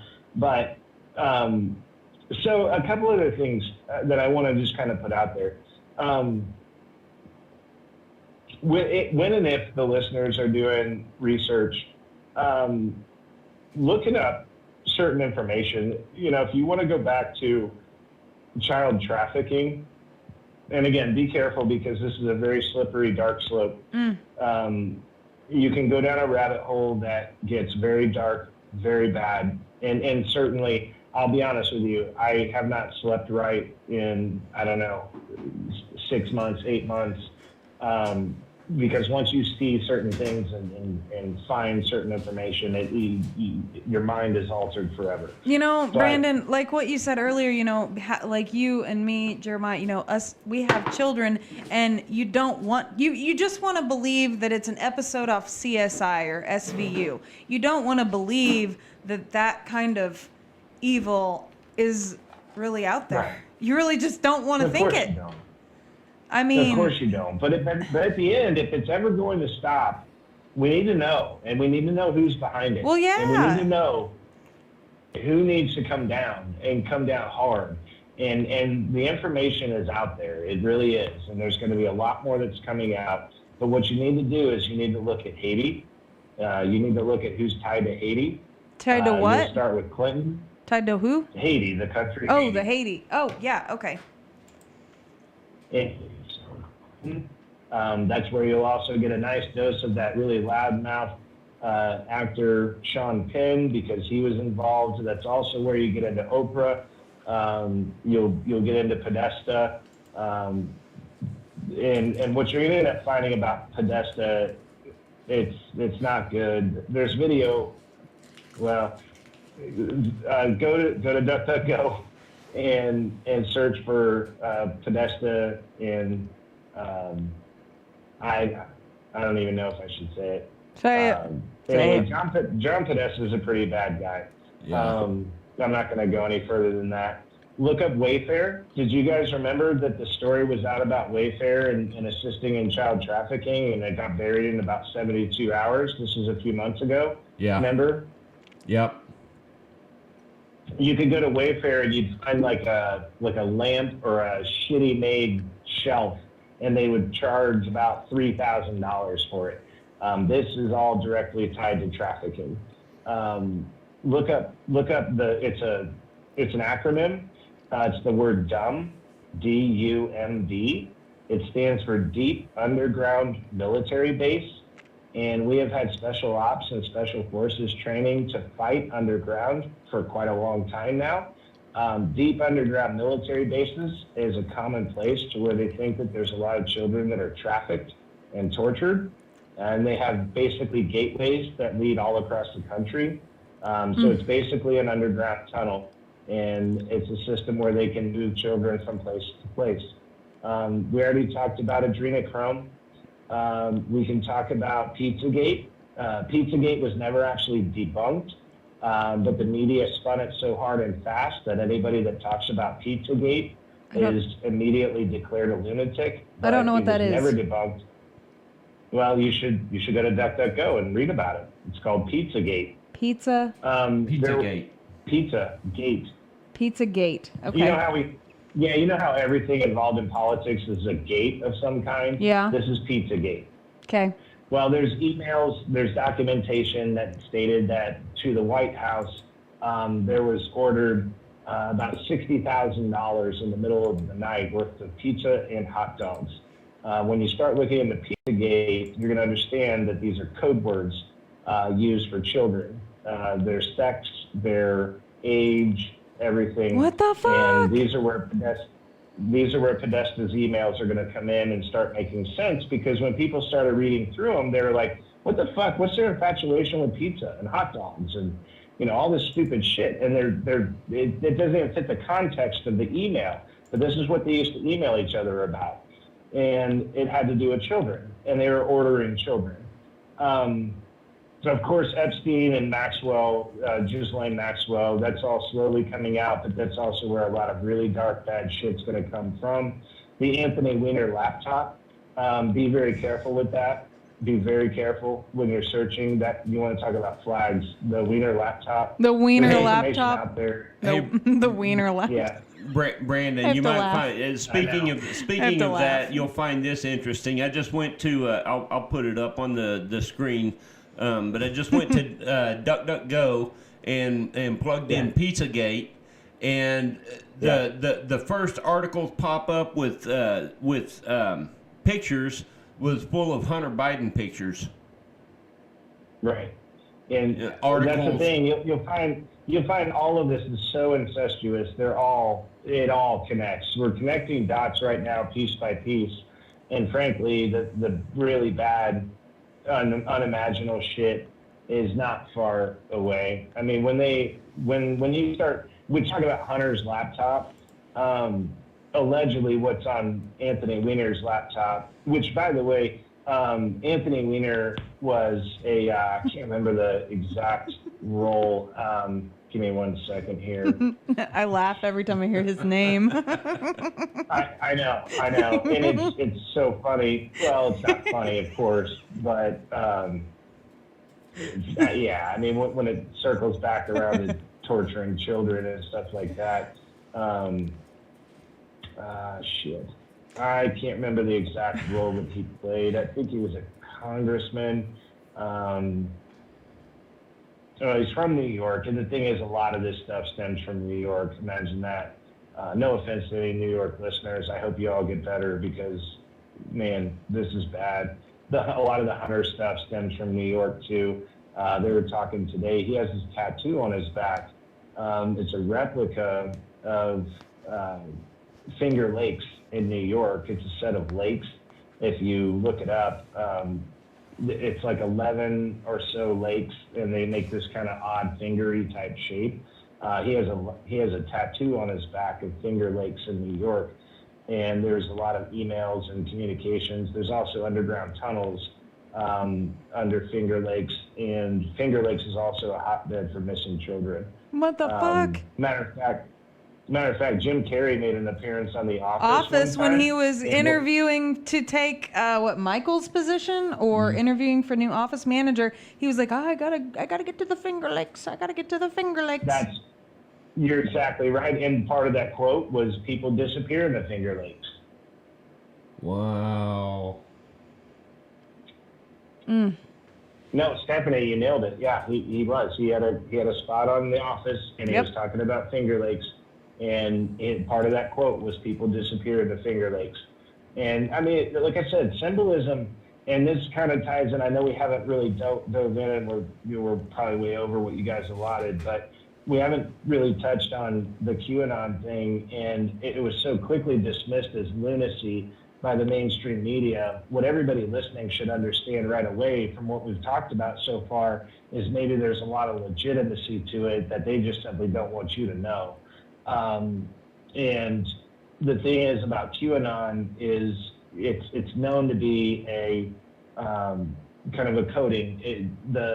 The insiders behind the QAnon movement that put these posts out on 4chan and 8kun, these are kind of dark web, deeper type, nuanced portions of the internet, right? Known to be, kind of housing darker material and more in-depth material. There's a lot of, cryptocurrency trading on that. Cryptocurrency, very difficult to track. Again, another thing to keep an eye on is cryptocurrency. But when you start diving into QAnon, you'll realize like what it is, it's all very coded. And frankly, you cannot hold any right to judge what QAnon is or decide that it's a lunatic conspiracy until you at least take the time to read the QAnon posts, which again, of course, are being very difficult to find these days. You used to be able to go to a website called qmap.pub, P-U-B, and that's where all the QAnon posts were. And there's well over 4,000 of them dating back to 2017. And it's thought that the people behind the QAnon team are actually very interjected into the inner workings of the government, and they are what we call white hats. White hats are the people that are fighting for us. Black hats are the people that are the New World Order, and they're trying to take over everything and destroy our way of life.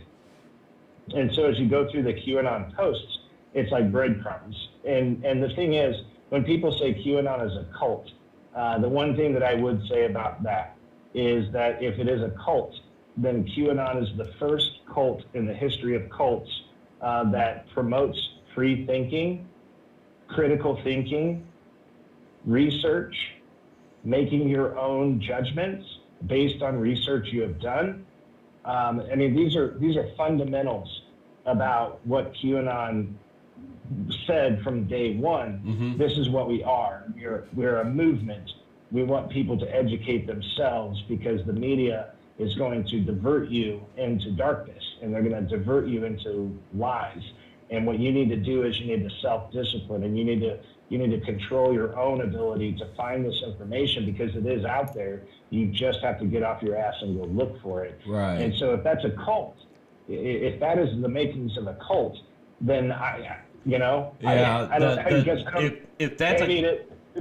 it's promoting truth is what it is. Yeah, if that's a cult, the cult is, the definition of the word cult has changed drastically from the days of David Koresh and Heaven's Gate and all of that. Right. Jim Jones. And by the way, one other thing that doesn't really match up with the idea that it's a cult, nobody knows who Q is. Nobody. That's interesting. Unless you're on the Q team, nobody knows who Q is. That's really interesting. Hey, I want to touch on one more thing. This kind of goes back to the trafficking thing, but as a parent with, preteen kids, the idea of TikTok scares the absolute fuck out of me. Oh, I don't allow it. I mean it, and that's like our kids, wanted to get TikTok, and I'm like, no, you have no idea what you are doing. Like, yeah, in their, 11, 12, 13-year-old minds, they think, oh, it's just, it's fun, whatever. No, it's not. That's a very scary concept to me. Well, and we're finding out more and more just how our information is disseminated. I mean, you got to think about it. We touched on artificial intelligence. If you think about this, all these things are in place to where, who knows? I mean, our information has been sold to the highest bidder. And so something like TikTok, which is an app generated from China, what you're doing is when you hit that terms and conditions agreement, what you're doing is you're conceding your information, your family's information, everything, your pictures, your media, and it's what it is potentially it's a giant blackmail scheme. And if you think about this, how badly could most people's information be used against them, whether it's for a job or whether it's to extort money or, there's numerous things that they can actually use this information for. And the thing is there's nothing in place right now. When we start finding out that the CIA and FBI might as well be organized crime families, when all that starts to come to light, you have to realize what is our protection against those that mean us harm throughout the world. And China very clearly is heavily motivated to bring us down and to put us under their thumb.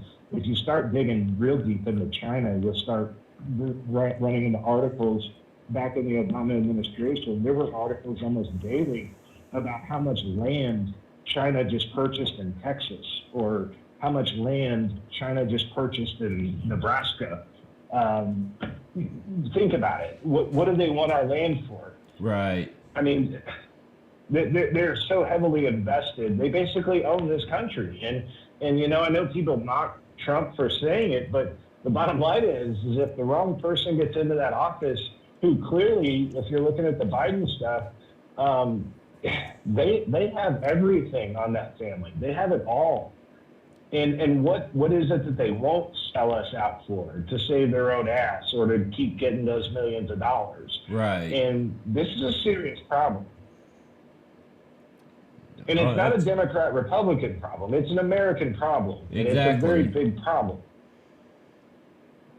Yeah. Oh, yeah, I agree 100%. So, Brandon, who do you think's going to win the election? And I'm not asking who you hope wins. I'm asking who do you think will win? Well, I think if it's an up and up, just straight up, votes counted election, I think Trump wins pretty handily, to be honest with you. But again, the media and the Pennsylvania Supreme Court talking about making adjustments on all this mail-in shit. And so I think one way or the other, and here's the problem, Twitter and Facebook came out a month and a half ago and flat out said, if you are caught posting about who you are projecting to win come election night, your account will be locked and deleted. And this is a real thing. And so even if there's a media source that's showing, oh, well, maybe Trump's up in this state, they're going to get their account locked right then and there. And I'll be honest with you, if y'all think I'm full of shit, watch how quickly, I'll bet you that Donald Trump's Twitter handle is suspended throughout the election time. I guarantee you it will be. Oh, yeah. 100%. Yeah. And so will the GOP. All of it. Anybody that's going to project numbers outside of the numbers that these corporations want you to see, because they're going to try to convince the public that Trump lost. They already planted the seeds. You guys remember? Hillary Clinton went on record, Joe Biden should not concede under any circumstance. Yep. Think about the gravity of that statement. He should not concede under any circumstance. Yeah. If he loses 90-10, he should not concede under any circumstance. And then you've got Pelosi talking about arrows in the quiver and everything else, and basically saying that if Trump wins outright, we're going to contest it. And they're going to do everything they can to contest it. And they're going to promote people saying, no, he actually lost, he rigged it, go out and burn shit down. And so there's a problem coming. And frankly, regardless of the outcome of the election, I don't think we'll know the true outcome right away, unless it's just so lopsided one way or the other, maybe. But in the end, brace yourselves for impact on November 4th. Oh yeah, I want to talk about that. I want to talk about that before we hang up with you. So sorry to interrupt you, but I want to talk about the fallout. So paint me the picture for the fallout if Trump does win. What is the fallout going to look like? Well, unfortunately, when we talk about this, there's no positive right off the bat, because frankly, if Biden wins, I do think that there's a lot of people that are simply going to feel, people that have been paying attention to what the media has promoted and spun, and what these websites, these apps, Twitter, Facebook, Instagram, all of them have been, I guess, suppressing for months. They've been suppressing a conservative voice. They've been locking out and deleting conservative accounts, trying to suppress their voice. And so I think if Biden wins, I think there's going to be such an outcry of this is bullshit. Because again, I mean, let's be honest. If you're voting for him, great. You've got your reasons. That's fine. Do what you got to do. But let's be honest. The man has not answered but 5 lollipop questions in the last 6 months. The guy called a lid on his entire campaign 9 days before the election. That doesn't happen. That's unheard of. Right. Especially when you see your opponent. Your opponent is doing 3 to 5 rallies a day and drawing 20 to 40,000 people at these rallies that are maniacal, that support him and love him. And I mean, you cannot tell me that this man that's literally been in his basement 85% of the time throughout this entire process, you can't tell me that this guy that he's going to just mop the floor with Donald Trump. I mean, that's just not not a realistic viewpoint. It's just not. Right. But so I think if it is claimed by the media that Trump lost, I think there's going to be a backlash, a big, hard, nasty backlash. And I think if it's announced that Trump wins, I think what we've been seeing for the last 6 months escalates times 10. Yeah, I would have to agree. And I was going to ask if you knew anything about this, if you had heard anything about this.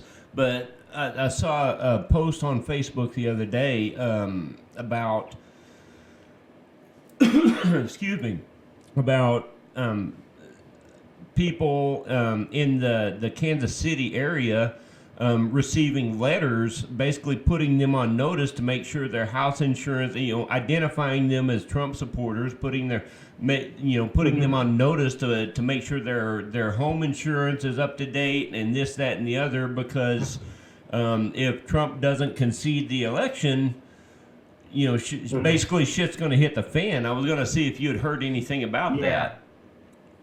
Yeah, I saw those flyers that were floating around, and the only official response that I saw was that the Kansas City Police Department, local government indicated that they were fake.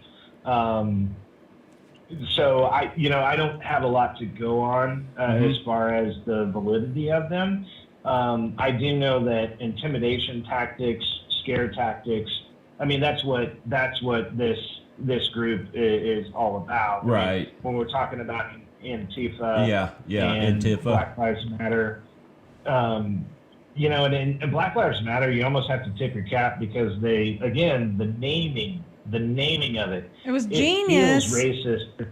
It was genius. It makes anybody that looks into it and finds out the reality that it is a horribly Marxist, terrible communist type organization. Well, the anti-fascists are fascists. I mean, that's what it boils down to. Exactly. But they didn't disguise themselves as well. I mean, at least Black Lives Matter has more, I guess, organizational to it, to where it's like, well, what? You won't say Black Lives Matter because Black lives don't matter? What? Yeah. Right. Like, right. Oh, actually, I can't support communism and Marxism, and it's very clearly that's exactly what it is. Matter of fact, the leaders of Black Lives Matter have come out on record and said we are trained Marxists. Yes. This is what Yes. we do.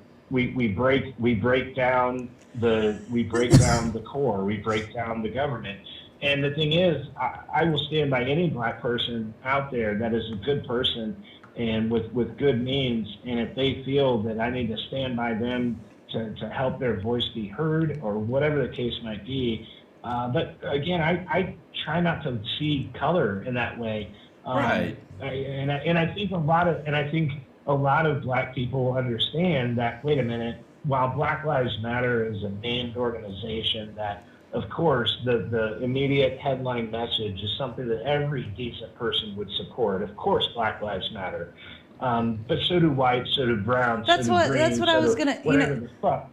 They talk about so, Black Lives Matter. Well, that's in turn setting up racism. Period. Right.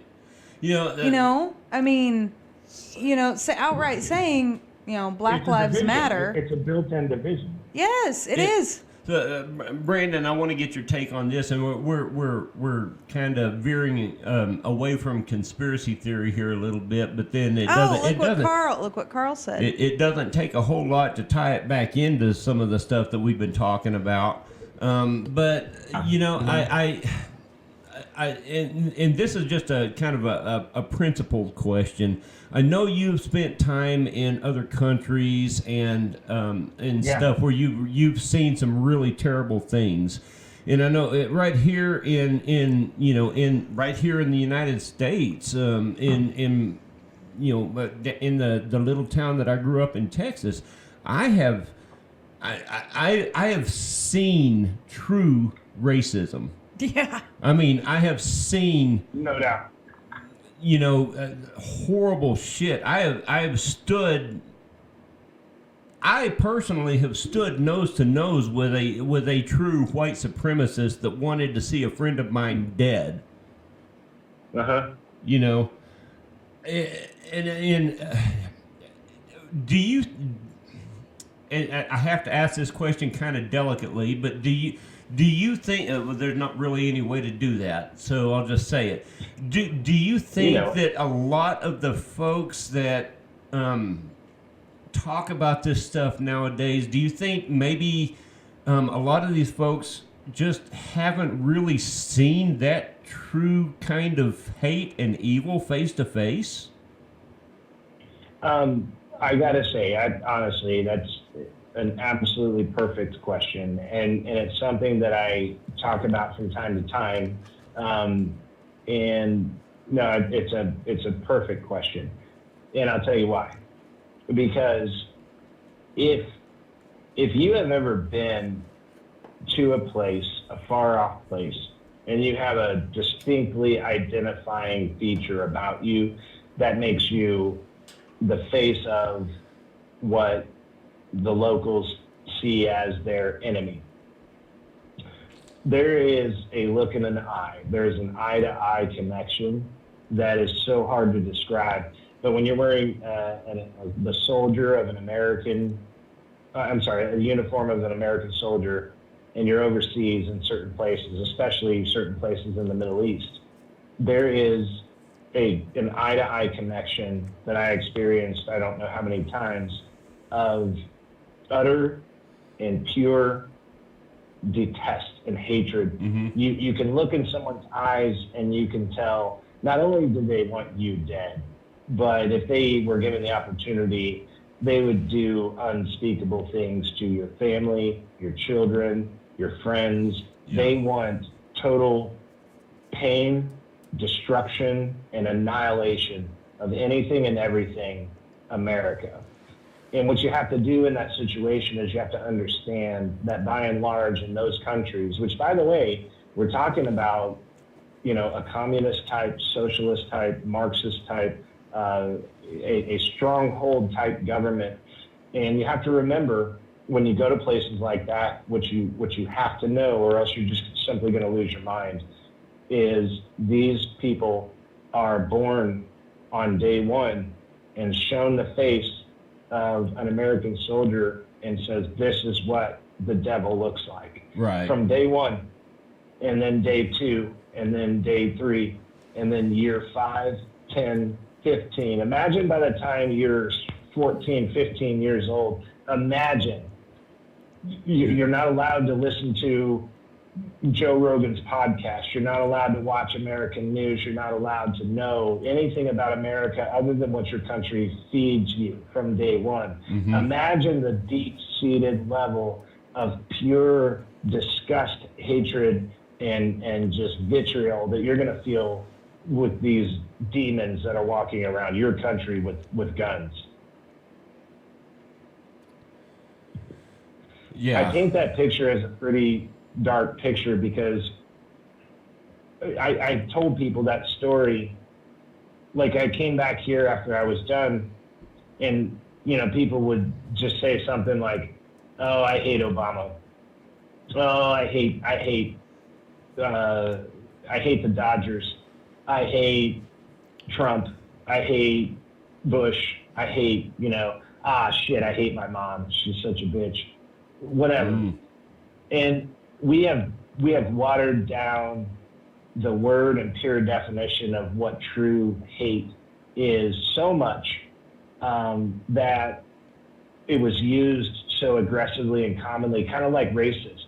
Yes. Racist and hate. These are words that are so common and now watered down that they don't have the same impact that they should. Right. Now the problem is that while they're being watered down, they're being ingrained in so many minds. And now what we're seeing is the effect of children growing up with the idea racism is everywhere, hatred is everywhere. It's all the government's fault. It's all America's fault because there's these differences. And then, of course, when you start seeing videos get released on Twitter of either a cop killing a black guy or whatever it might be, it's very easy to start literally hating cops. Right. It's very easy for these kids to start looking at cops and seeing them in the same way that this man looked at me when I was in the Middle East. And so, to be honest with you, one of the most terrifying things that I've seen coming to fruition in the last several months is that truly, this hatred, the true embodiment of hatred that I never imagined I would see in the United States of America from one person to the next. It's truly coming like to life as we speak. I see these people in their total contempt for the oppositional political party. I see these people in their total hatred of police. And frankly, that actually scares me more than anything because these people don't know better, that they've been trained to feel this way and refuse any, there's no debate anymore. There's no agree to disagree. There's no discussion. It's just, how can I hurt you? Right. And it's real. It Yeah. is real. Unfortunately, it's very real. And it's here. It's scary. Well, I mean, you summed it up pretty good there. Well, I mean, what better way than to start with kids? It's very. I mean, what better way to convey what your outcome, your desired outcome is than to, what is that called? Indoctrinate? Mm-hmm. Indoctrinate the youth? I saw a statistic of, I think it was either Seattle or Portland. I can't remember which one of the two, but it was one of the two. There had been, I want to say, somewhere between 80 and 100 arrests after one of the really bad, nights of protesting and rioting.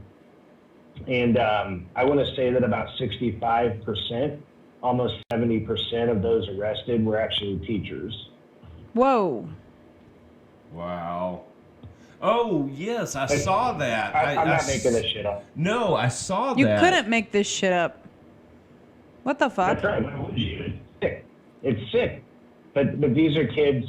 These are kids, and these are the people that teach our kids. I don't know if I had saved it or not, I came across something earlier that was pretty disturbing today. There was a person that is a preschool teacher, and like I said, I don't want to misquote it or anything, and I don't know. Yeah, I did save it. Preschool teacher, this is the profile of this person on Twitter. This is how they describe themselves. Preschool teacher, scientist, nepiophile, human, DMs always open to anyone, location, LA, California. And let me make my point here. I went further on this because this person had put a post up on Twitter. It said, "Dear Twitter support, minor attraction is normal variation in human sexuality. Pedophilia, nepiophilia, and hebephilia are all normal sexual orientations. What the? Minor attraction is, hold on. Minor attraction is unchosen, unchangeable, and normal. Sincerely, a normal person with a normal sexual orientation." And this person was a preschool teacher? A preschool teacher. I looked up the definition because I hadn't really heard it of nepiophilia, and it says infantophilia, sometimes called nepiophilia, is a subtype of pedophilia describing a sexual preference for children less than 5 years old, including toddlers and infants. Pedophilia is a psychological disorder in which an adult or older adolescent experiences a sexual preference for prepubescent children. This is a person, and if I were to put the wrong post up supporting the wrong person, my Twitter account would just get ripped down. And this is a preschool teacher that's monitoring 3, 4-year-olds, 2-year-olds, and outwardly not only subscribes to, but promotes and brags about the fact that she may be attracted to some of those children. Oh my God. And I'm sorry, this cannot stand. I mean, this is just no. But this is where we are. And that's just one example. And like I said, I was just scrolling through. I mean, that's just of course, the post caught my eye. I was like, what the fuck is that? And so I clicked on it, and then I went to the person's profile page. I was like, well, what the hell does this mean? Whatever, philia or whatever. And I looked it up, and I was just stunned. I mean, I shouldn't be because it's all over the place. But it's been so normalized that children should be, and we talked about trafficking and the extent of trafficking. You can't trust Child Protective Services. They're a trafficking organization. You can't trust your preschool teacher, apparently. You can't, I mean, who can you trust to embody good values into our kids as they grow up and have them look at one another, these kids, have them look at one another as equals? Who can you trust anymore that's going to be able to put that into these kids' heads? It's all indoctrination. Look at how early this fucking shit's starting. She's a preschool teacher saying that shit. Wow. And outwardly reaching out to Twitter tech support, for the love of God. And Twitter, I didn't see a response, but I mean, think about it. If I was a Twitter tech support guy, I'd be like, who are you, crazy bitch? Get this shit out of here. I mean, right. She's asking for help. Getting it. Jack Dorsey is a fucking pedophile.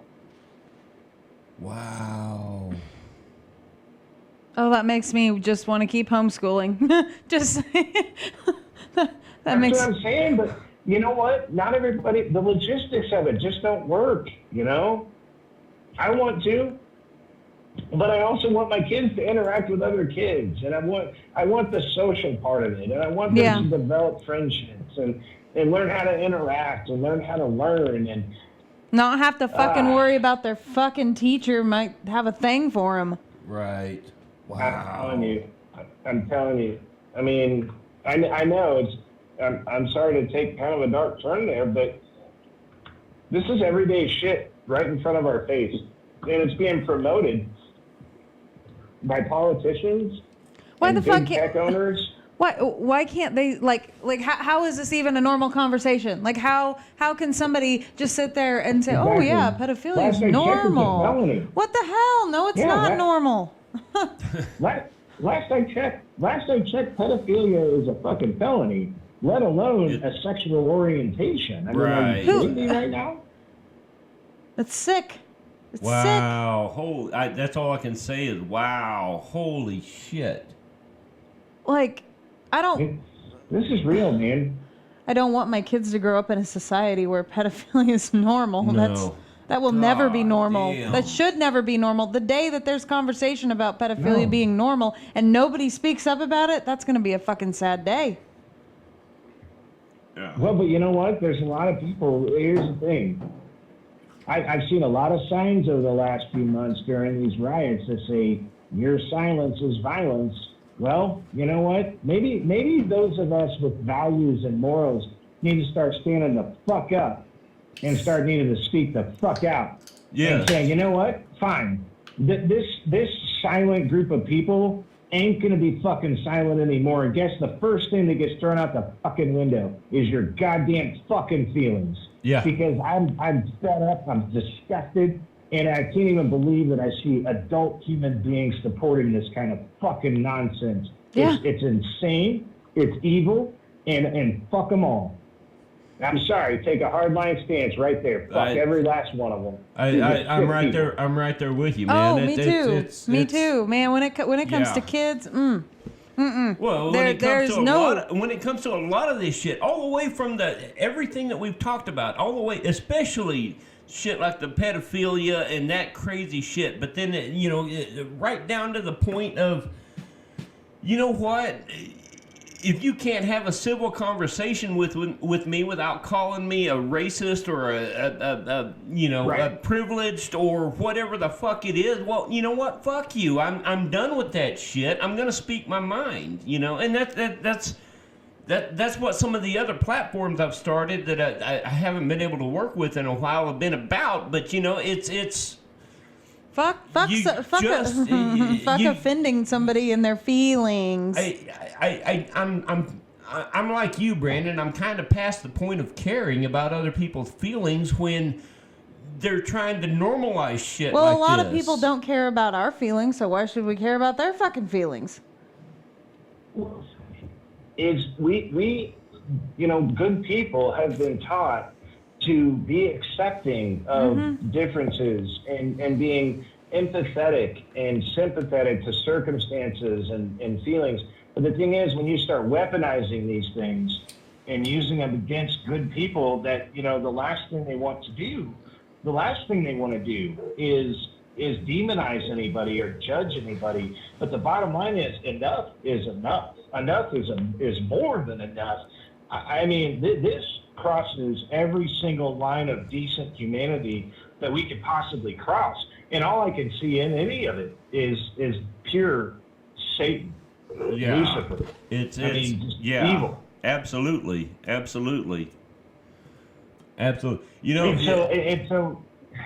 like I said, I warned you at the top. Like, some of this stuff, it cannot sit, and it cannot. Honestly, it can't be tolerated.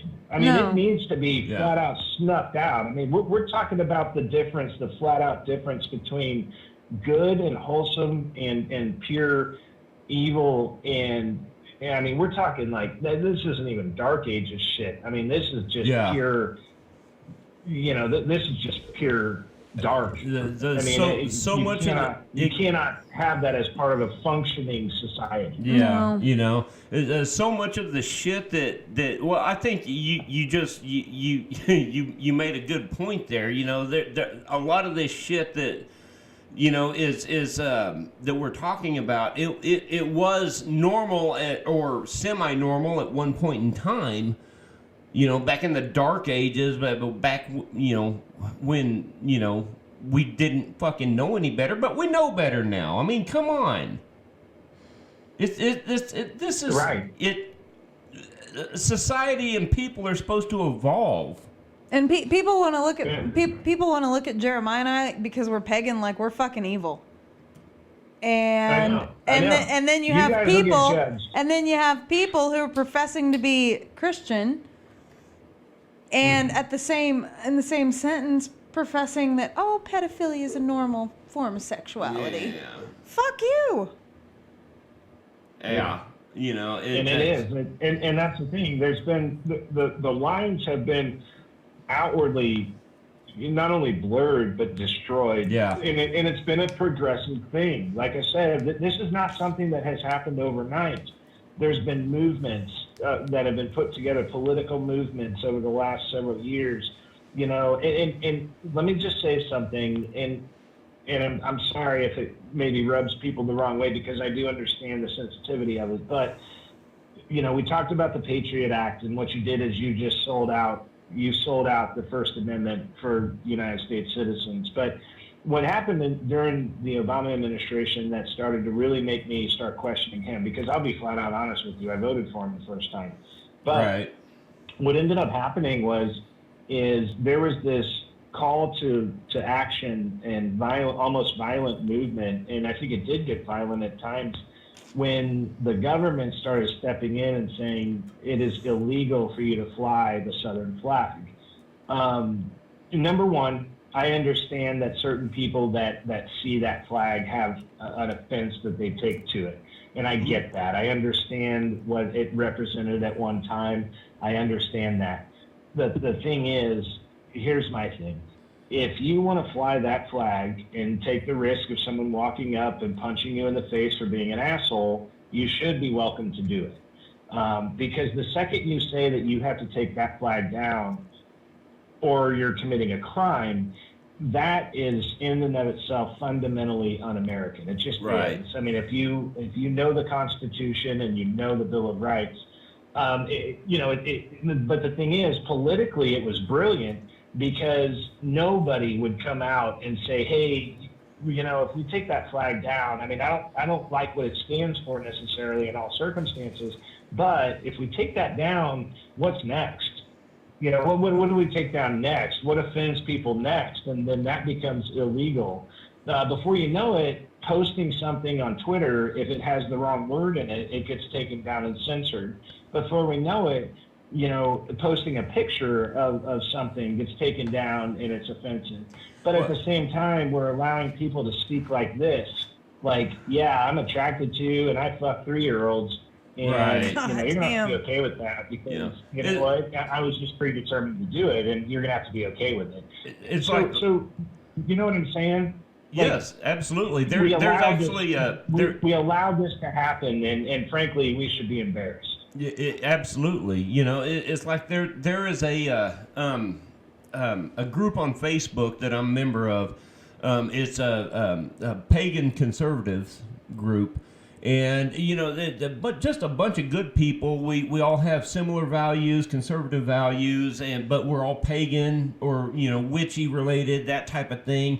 You know, it's just a good group of people. But you know, the censorship has gotten to the point that group was actually, Facebook forced that group, because up to a point, like within the last week or so, up to a point, anyone could post anything on that group at any time. They didn't have to have an administrator's approval. But Facebook forced them to turn on admin approval, so that now that everything that gets posted in there has to be approved by an administrator. Okay? Right. Because, you know, you get the whole rigmarole about, you know, some posts have violated, you know, community standards or whatever, you know, and it's all there's no hate in that group. I mean, we you know, post funny Joe Biden memes and poke fun at people, but there's no fucking hate in that group. Hey, I gotta say something before I forget. I have a lot of Christian friends, and I don't have any ill will towards any of them. I was just saying earlier that I think it's fucked up that somebody will look at Jeremiah and I, Brandon, and be like, "Oh God," you know, with our beliefs.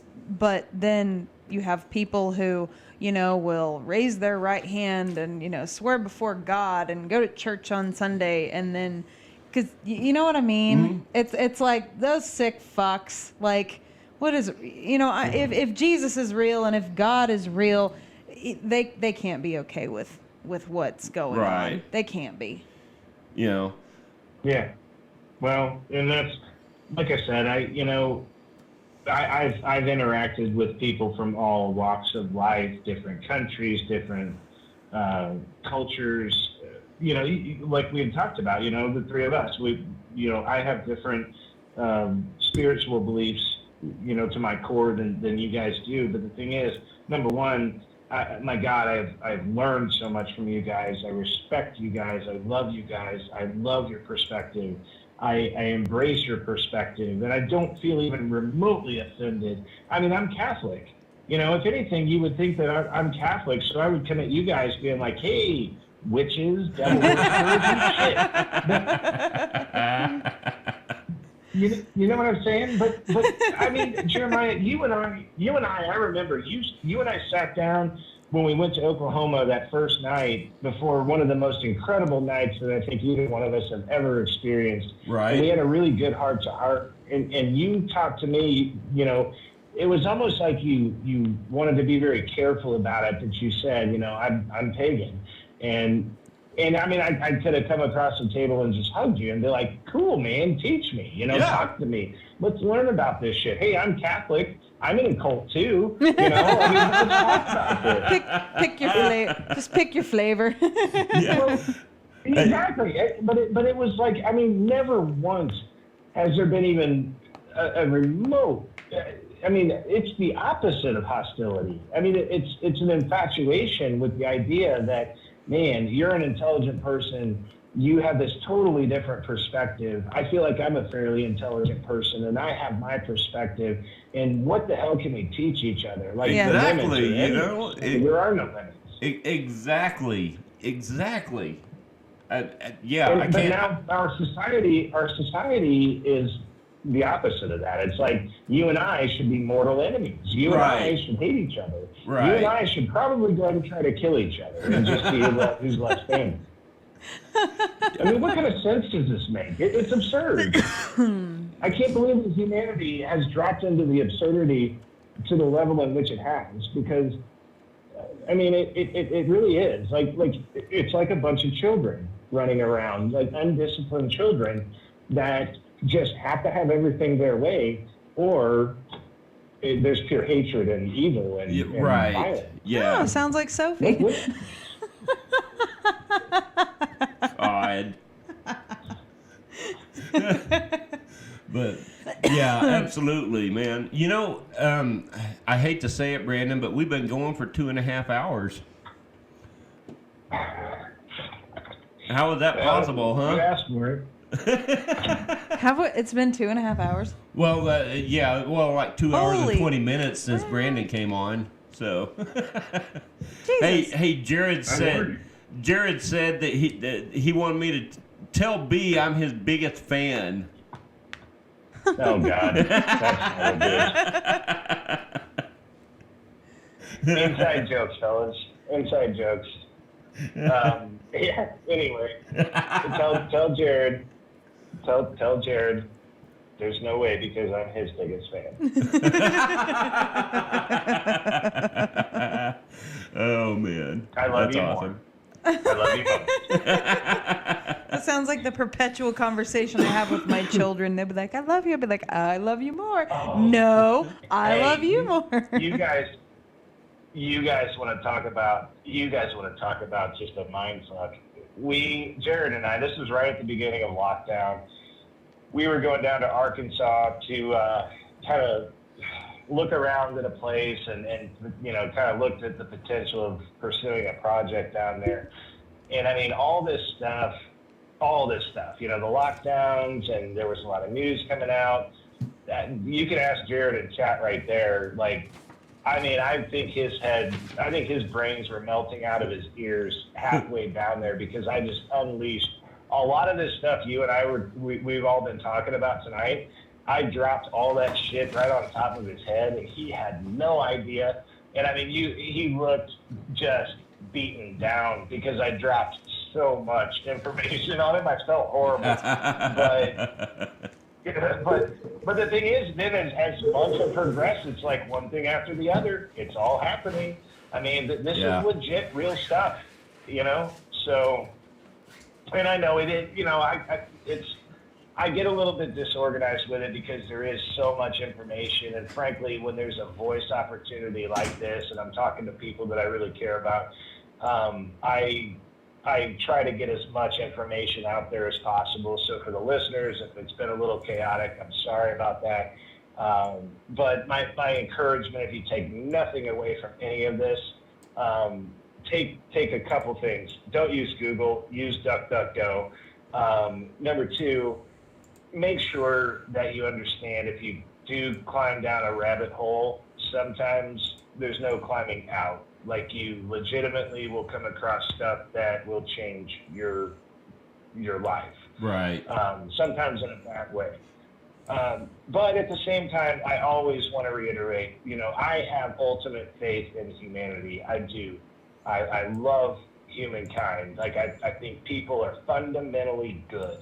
And to me, that gets very understated right now. And I think everybody look for unity and look for compassion and bridge the gaps where there's differences. For the love of God, stop using differences as a weapon. Use them as a learning opportunity, an opportunity to understand something that you don't understand. Put aside your ego and understand that you can learn something from somebody rather than trying to make everyone conform to your mind. Why don't you do the opposite? Why don't you seek out knowledge from other sources? Because right now this is a bad place, and it does not get better unless everybody participates. It's kind of like what on my In My Humble Opinion podcast that I do, that I end every show with, do your best to try to make the world a better place. In my experience, the easiest way to do that is just try not to be an asshole. Exactly. Like, we all know what's right and wrong, right? Don't we? I mean, I think we do. Yeah, you would hope It's really that simple. Don't be a dick. Right. If something could likely make somebody feel bad, don't say or do it. How about that? Right. It's It's so fucking not complicated. that fucking hard, or it shouldn't be. So, oh my Man, God. I'll tell you what. I know. And like I said, I know we've covered miles of ground. Honestly, this is why there are 3-hour documentaries. This is why there are books. This is why, because frankly, guys, unfortunately, when you start diving into the manipulation of humanity, it's a never-ending hole. It really is. Right. I mean, if you want to stay ignorant to it, and I don't use ignorant in a negative connotation there. If you want to stay ignorant to it, number one, I don't blame you. Number two, remember, trust right and wrong, and you can very easily see who's on the right side. So just know that everything being fed to you is not necessarily fact. By the way, before we go, I dropped a couple recommendations on stuff you can watch. If you want to get a little bit deeper into origins and bloodlines and who controls the masses, you can watch. It's like a 3.5-hour documentary, but the nice thing is they break it up into like 10-minute pieces. It's like 10 parts or something like that. Cool. It's called Fall the Cabal. And I would highly recommend you watch something called Out of Shadows. Out of Shadows. It was released Out of Shadows. It was released earlier this year. It's phenomenally well done, and it gives you an insight into the Hollywood aspect of all this fucking nasty shit going on. And so those are my recommendations. Watch documentaries, especially documentaries that are suppressed. That means that YouTube and Google and Twitter and Facebook, they don't want you to see that shit. Right. Why they don't want you to see that shit? Because they're involved. So Find them. You can find them. It's a little bit tough, but you can. So watch some documentaries. Do some digging. And by the way, I'll just throw this last little tidbit out there, just a little morsel for everybody to go dive into. Chester Bennington, Chris Cornell, Anthony Bourdain, and Avicii all 4 died within 12 months of each other.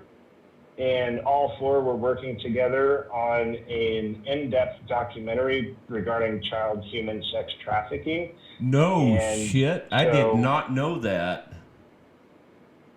That's right. They were, all 4 of them were working together on a documentary about child trafficking, and all 4 died. Yeah, I think we all know, Chester Bennington, Chris Cornell, Anthony Bourdain. I wasn't too familiar with Avicii. I imagine it's just not my wheelhouse as far as my interests, but all 4 of them were working together on that documentary.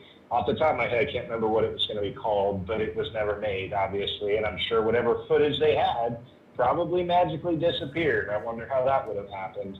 But if you want to start looking into the ties of those 4 gentlemen, like I said, all this shit's real. I'm not making this up. How could I? I'm not that smart.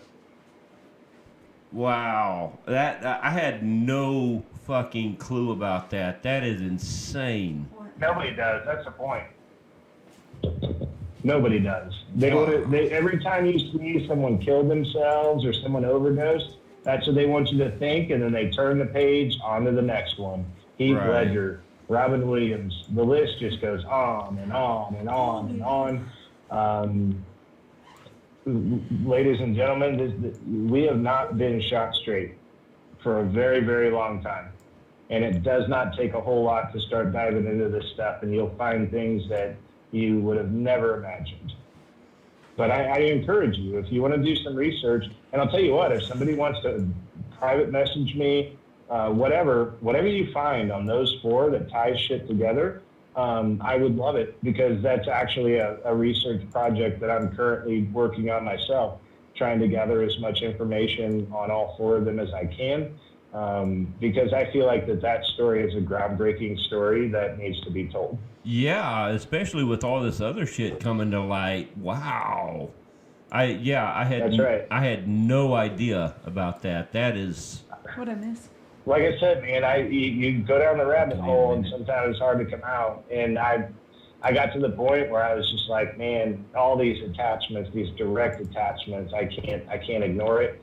And frankly, I was a big Linkin Park fan, big Chris Cornell fan, used to love Anthony Bourdain, Again, I don't know much about Avicii, but, he's another artist. And these are, 4 pretty prominent people that had a message. Matter of fact, go back to Chris Cornell's lyrics and go back to Chester Bennington's lyrics. Yeah. And, you're telling me that these guys didn't have...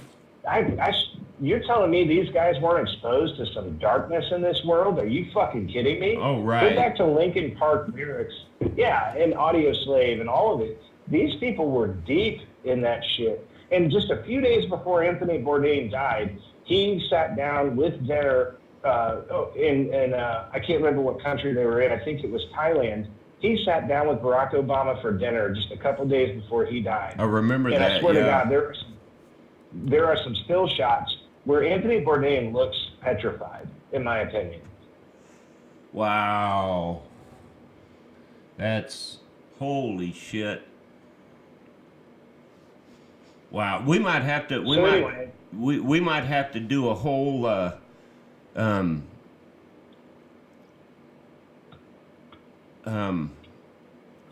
okay, so right quick, Brandon, I know it's okay. Because I had all the time in the world. Yeah, I had a question. You got me going now. No, you're fine. You're fine. I had a question come up in chat. The 4 that you're talking about. So it was Chester Bennington.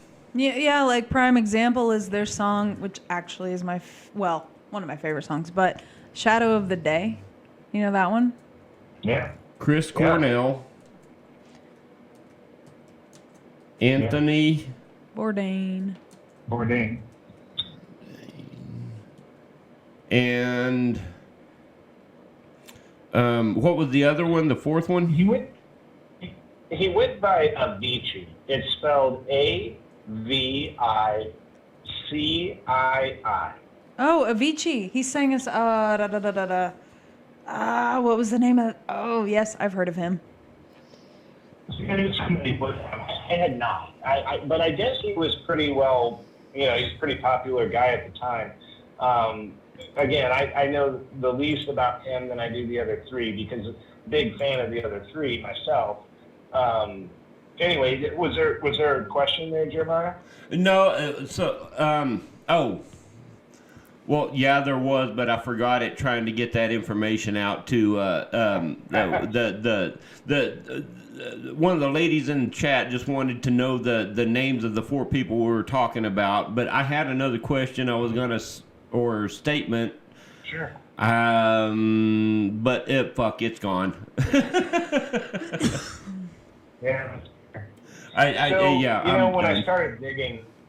When I started digging on all these guys, of course, my first instinct was to go, because I am also long subscribed to the fact that I think Kurt Cobain either knew something he wasn't supposed to know, saw something he wasn't supposed to see, or it was just a flat-out conspiracy to get rid of him. I think Kurt Cobain falls right under the catalog of these 4 gentlemen, too. Right. By no stretch of the imagination do I believe Kurt Cobain shot himself with a shotgun. I just don't buy it. And anyway, these have been kind of like musically some of my favorites growing up. I mean, they're all right at my timeline and everything. And, when I started digging, to just disclose a little bit something kind of personal, almost every single night for the last several months, I actually go to YouTube, and there's a Linkin Park song. It's called "One More Light." Yeah. And I mean, you just gave me chill bumps. I love that song. It annihilates me. Some of the stuff that I found while researching, the pain and I can talk to you about some of the ties of Chester Bennington too. There's a way of thinking that he was actually an unwanted bastard son of John Podesta. And John Podesta was actually related to the Rockefellers, not the Rockefellers, I'm so sorry, was actually related to the Rothschilds. Uh-huh. And so there's a train of thought that Chester Bennington is actually a descendant of the Rothschilds. And again, maybe had either seen or experienced things that certain powerful people couldn't have him. And again, working on this project with these other 3 individuals, but again, I go every single night almost. It's almost like a prayer ritual for me. I'll listen to Chester singing "One More Light," and it just crushes my soul. There's a live cut on YouTube where he actually dedicates it to Chris Cornell, and he about breaks down during the middle of it, and it's one of the most just touching and emotional things that I've ever felt. So I want to dig, and I want to find something, because I think there's something to find. So yeah, if anybody in your group there, in your circle, maybe happens to put a little effort into it and find something, even if I've already uncovered it, I'd love to at least know somebody's looking. You know what I mean? Did you ever have the opportunity to see Linkin Park live before he passed away? I did not, no. I did. No, I did not. I did. Did you? Yeah, I did. What year was it? I was a big What fan. the fuck year was it? 2003. They came to Wichita. Mm-hmm. Well, that's when they were hot back then. They were. Because I didn't religiously follow them over the years. They had some later stuff that I wasn't Kellogg's really familiar Nutri-Grain, with. whole grains to make parents feel.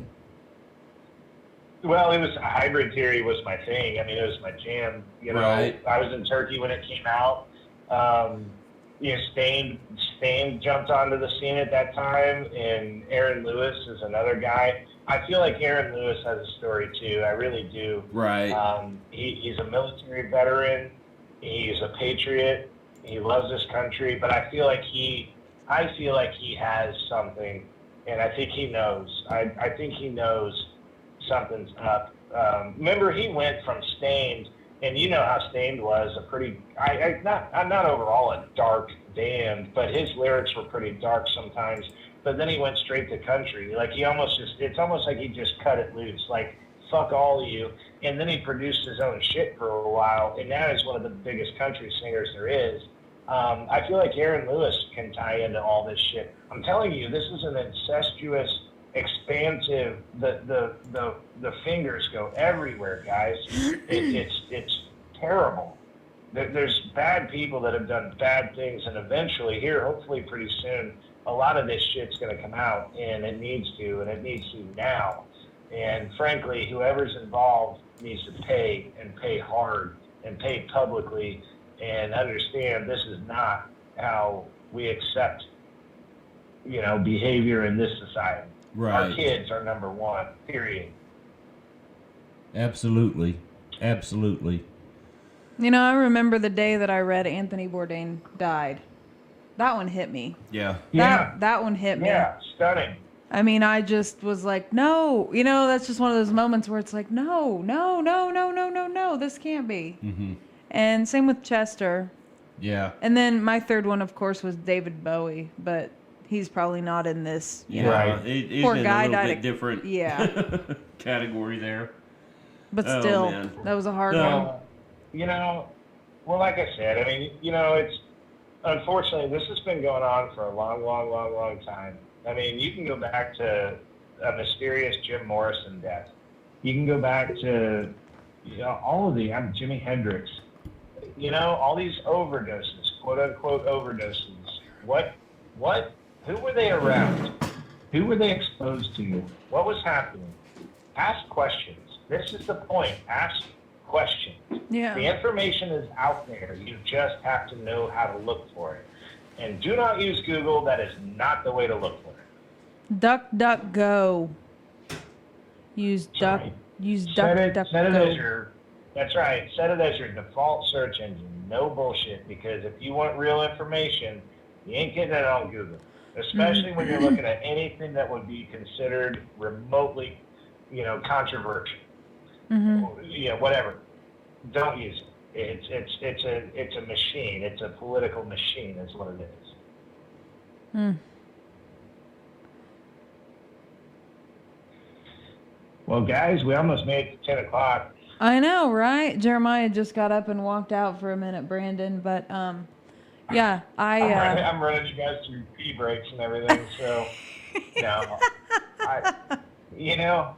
No, you're fine. I'm telling you that. I mean, I can.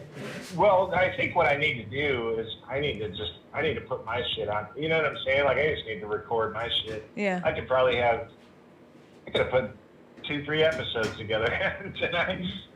Just bitching and moaning and putting shit out there. I think that you and Jeremiah should have a podcast all about conspiracy stuff, man. I just said, well, you heard what I just said, Jeremiah. You need to have him on like weekly on your IMHO or whatever, talk about conspiracy shit. That'd be cool. It's actually not shit. I'm not going to use that word lightly in this. Conspiracy, like fucking scary stuff. You know what? It's funny, Stephanie. It's like, as we've talked through this, and if you really start breaking it all down, the stigma of the word conspiracy, pretty soon here, I'm telling you, a lot of it is just going to simply transform before your eyes to reality. Yeah. Like flat out reality. People are about to get woken up to some shit that they never imagined. They're about to be And woke. I'm telling you, it's a psychological hardship. It really is. And I'm warning people right now because there's going to be stuff that's going to come out pretty soon that will break you. I mean, Jeremiah, we talked about it. You couldn't even hardly do a couple minutes of research on adrenochrome, and I'm telling you, man, that's nothing. That is nothing. We're talking about cannibalism. We're talking about ritualism. All of it. It's horrifying. Horrible. Yeah. It's beyond imagination. I mean, it gets so bad. And like I said, I don't sleep right anymore. Not one single night goes by now that I sleep right. Nothing. I have to, unless I get good enough drunk, then I sleep. No, that's not healthy. Which is the problem. No, which is the problem. But the thing is, and there is a saying, yeah, I guess if any of you decide you're going to go seek out and actually read the Q drops, there's a saying: those that know won't sleep, Yeah. because there's a reality that's coming that's going to be very, very hard to handle. And it's okay. Like, you don't need to feel, we're all duped to an extent. The only reason is because I saw and experienced things that had me thinking in a different way, or because before then I was a complete media puppet. I was. How can you avoid it? It's what they feed you. They tell you this is the reliable shit. This is the news. This is real. And of course we want to believe it, because they're telling us, they're out for us. They're out to find facts and report facts. But ladies and gentlemen, that changed many years ago. The media is a weapon. And I know people mock Trump for it, and he said it from day one. The fake news is the enemy of the people. And the fact of the matter is, I'm telling you, he knows exactly what he's talking about. Right. And as days go by, he's being proven more right. I agree 100%. It's wow. When this stuff comes public, I'm not going to come back on your show and be like, I told you so. You told me Well, so. hey, I gotta say something. So I don't want to be right about this shit. Well, tough shit. I gotta say something about Brandon. So I've talked about you for a second. So he sent me that link to when he was on the ectoplasm show. Wasn't that back in March? Yeah. Was that back in March, Brandon? Yeah, it was. Yeah. Matter of fact, I thought it might come up. It was episode 326. Well, you need to put it If on there anybody wants to listen to it. because anybody watching this who's questioning Brandon's, like, okay, this guy's fucking out there, whatever. No, he's not fucking out there. He's fucking smart, because go back and watch this ectoplasm podcast show that I'm talking about, and he called out how exactly the coronavirus and the fallout and all that shit was going to play through, and the time frame. And guess what? It did. Yep. I'll put the link for that in the Your modern the day, video. your modern day, Nostradamus. Yes, there we go. There we go. Yes, you are. Well, so and on that though, the thing is when it comes down to, I see red flags because I was trained to see them, right? Mm-hmm. And like I said, it's I guess a fairly unique skill set that I was trained to acquire, and it's not what the normal person, the everyday person, is trained to think about or diagnose or even notice. Matter of fact, it's by design. You don't notice this shit. That is the whole point, is that you don't notice. Right. Like, before you know it, you are just a brainwashed sheep, and it is not your fault. But it is by design. I mean, this was planned for, literally, this has all been going on and planned and plotted for centuries, people. I mean, these bloodlines go back as far as you can find. And so I just happened to be fortunate enough to be able to wake myself up during an extraordinary period of time, and I happened to be under the right circumstances. And by the way, when we get to this point, I always state very clearly, very outwardly, for anybody listening, I am not suicidal. I am not. Never have been, never would be. I am not suicidal. I know exactly why you're saying that. Well, it's pretty clear why I'm saying that. In case gotcha. I don't want to add you to that list of those 4 people you mentioned. Well, the thing is, and that's the thing, I'm not at 100% conclusion that those 4 people, maybe one of them overdosed, I don't know. But when we again, another quote from Q is, there are no shit, words escaping me.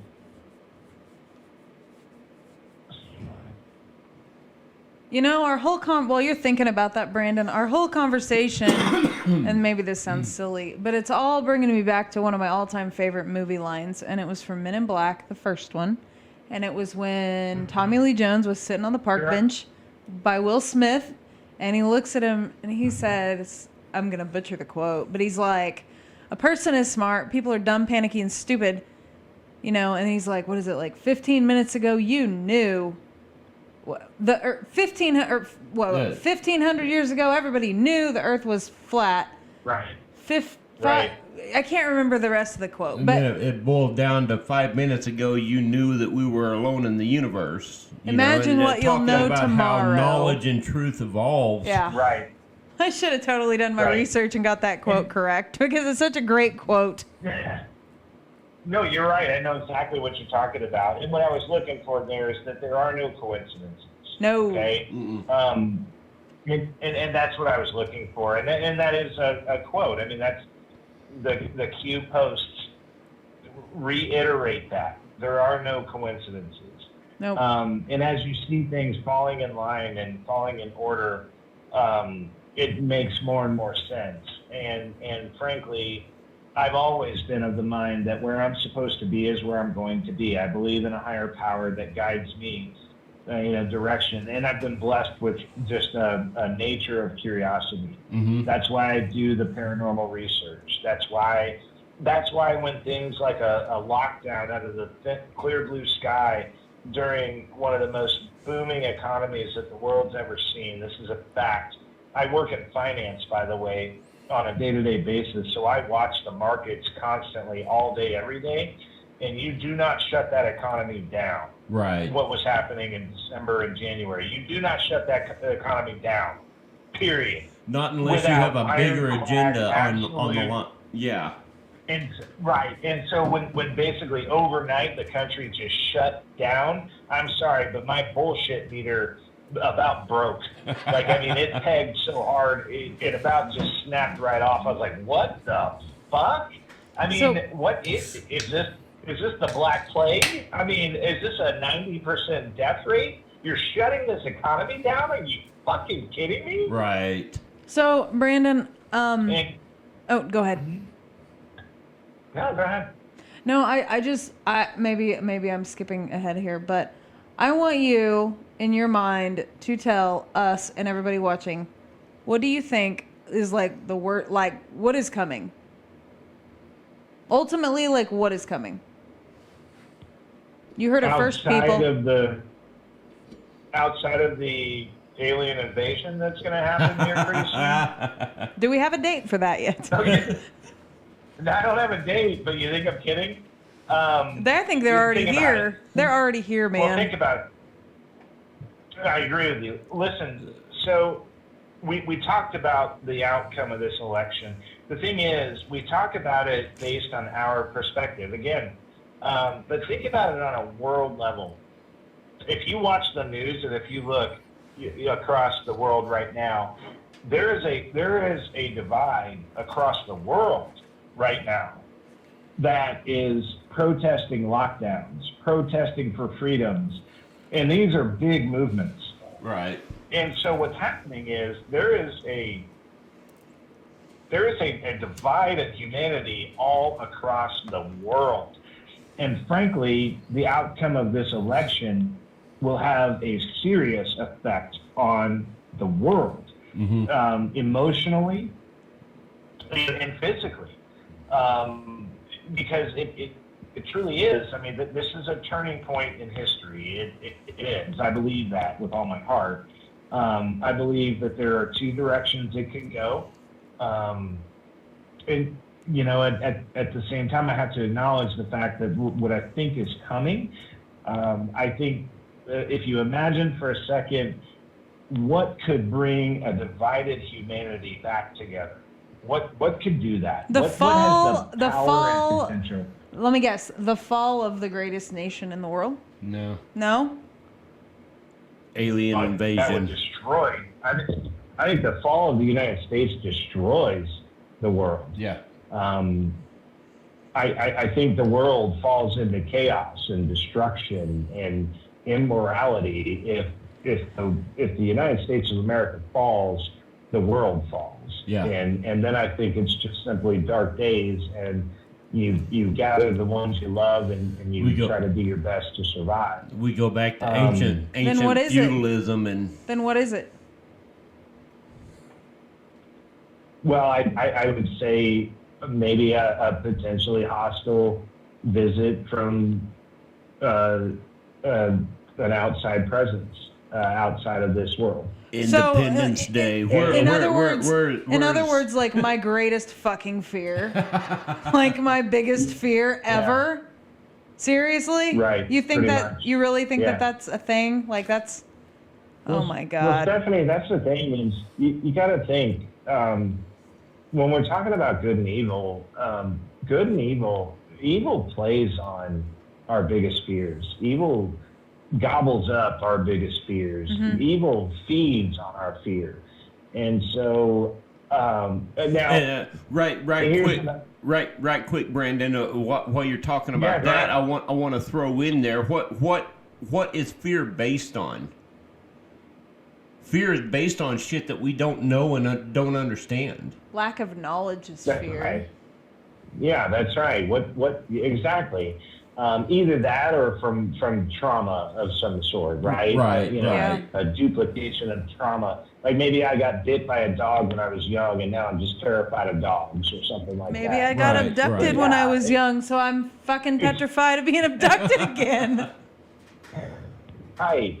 And so, what do I think's going to happen ultimately? To be honest with you, I hold my personal faith very close to my heart. And honestly, regardless of election outcomes, civil wars, whatever, I'm ready. I'm good. I feel like I'm confident in what comes next, and I think it's a very good eternal thing personally. I also feel like my family's there as well. But what comes next is the question. It is the $1 million question because frankly, it can go a few different ways. I honestly, I feel like there's a lot of, I think we were groomed for chaos with the George Floyd situation. I think that was The a catalyst. setup. I think the media fed off of it.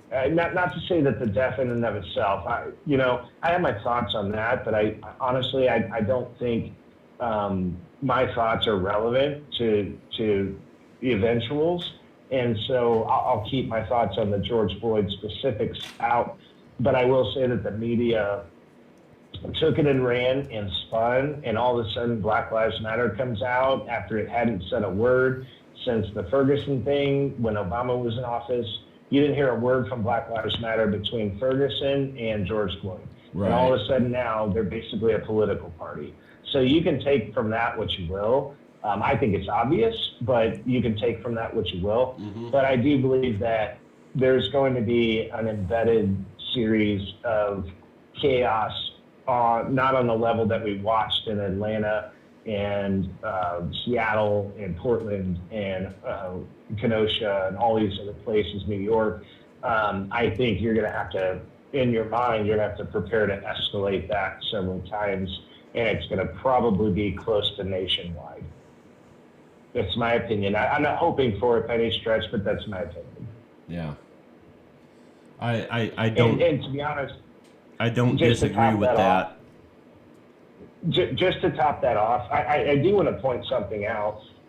I know I've spent the last 4 years hearing a lot of times about what a tyrant the president is. And I want to point out that throughout all of this, he has done the constitutional and correct thing, allowing the states to run themselves and help themselves. And he has kept an open line of communication, and he has asked, if not begged, certain places to allow the feds to interject just to quell the situation. I do feel like we're in a fairly likely scenario that this may get so out of hand to where everybody called him a tyrant, even though he has acted as anything but over the last several months. But I don't know that he's going to have much of a choice but to say we're going to have a period of martial law. And it's going to be nationwide. I think they're prepared for it, and I think they are anticipating the requirement for it. And I don't think people should freak out if it happens. I really don't. I know about martial law.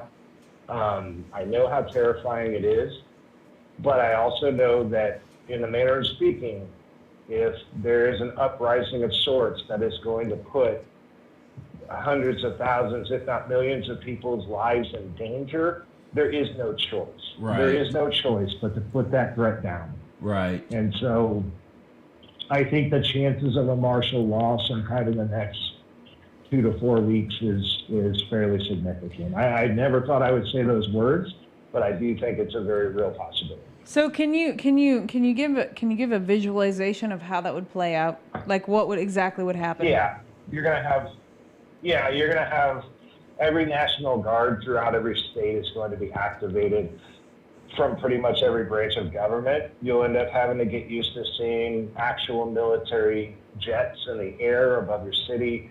You'll have to see heavy armed equipment, tanks, heavily armed soldiers. They will be very prevalent throughout your cities. There will be curfews, hard curfews, and if you're out and about, if you're not going to the store or to work or whatever the case might be, you'll be basically told to go back home. I'll have to carry papers with me to prove I am who I am and doing what I'm doing, when I'm working. That's right. Because like with my job, I travel a lot during my night shifts. I might drive 300 or 400 miles a night sometimes. So. Right. And so this is what you could expect. Now, excuse me, it's a terrifying thought, and it is the very last resort for any president or government, because it's just not how we're built. It's not what we're supposed to be. We're not supposed to have a military presence across the country. But I will say this, if it happens, then I would suggest you abide by what is told. Don't be surprised if social media gets shut down and blocked out for a period of time. Mm-hmm. And don't be surprised even if your internet service provider goes down. You may only get communications via emergency alerts through your TV, radio, or possibly your phone. You may have communication coming directly from the government for a period of time, which again, you're relying on them to be straight with you. And so what you're kind of voting for right now is who's going to be most straight and up front with me and who's going to tell me what to expect and what we're going to do. I would suggest that you simply go along with whatever they tell you to do, because they will be in a situation where if there is pushback and there is outward pushback on the orders, they will probably kill you. They're not going to come and be this, hey guys, hey, back up. We're going to push you back a little bit with these shields. We're talking about the military. We're talking about Army, Marines, Navy, Air Force. They are trained to kill. And when it comes down to it, if there is a violent uprising throughout this country that threatens the lives of millions of people, the perpetrators will likely be killed. And so it would be a violent, bad thing. But I also think that that's part of the reason you could expect a shutdown of social media and stuff like that, because they don't want all that out there. Why would they? All it does is breed fear, and it breeds the thought that this is a tyrannical government, which it's not. But expect that. Expect the unexpected this year, of course. You can be afraid, it's fine, but just, I think, trust in good and trust in yourselves and the people you love. And but yeah, I honestly, I would brace for some pretty unique and probably terrifying things, because again,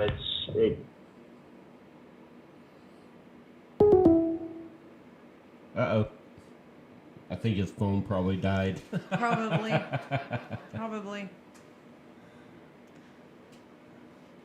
That's fucking scary shit to think about, man. Yeah. Like, you gonna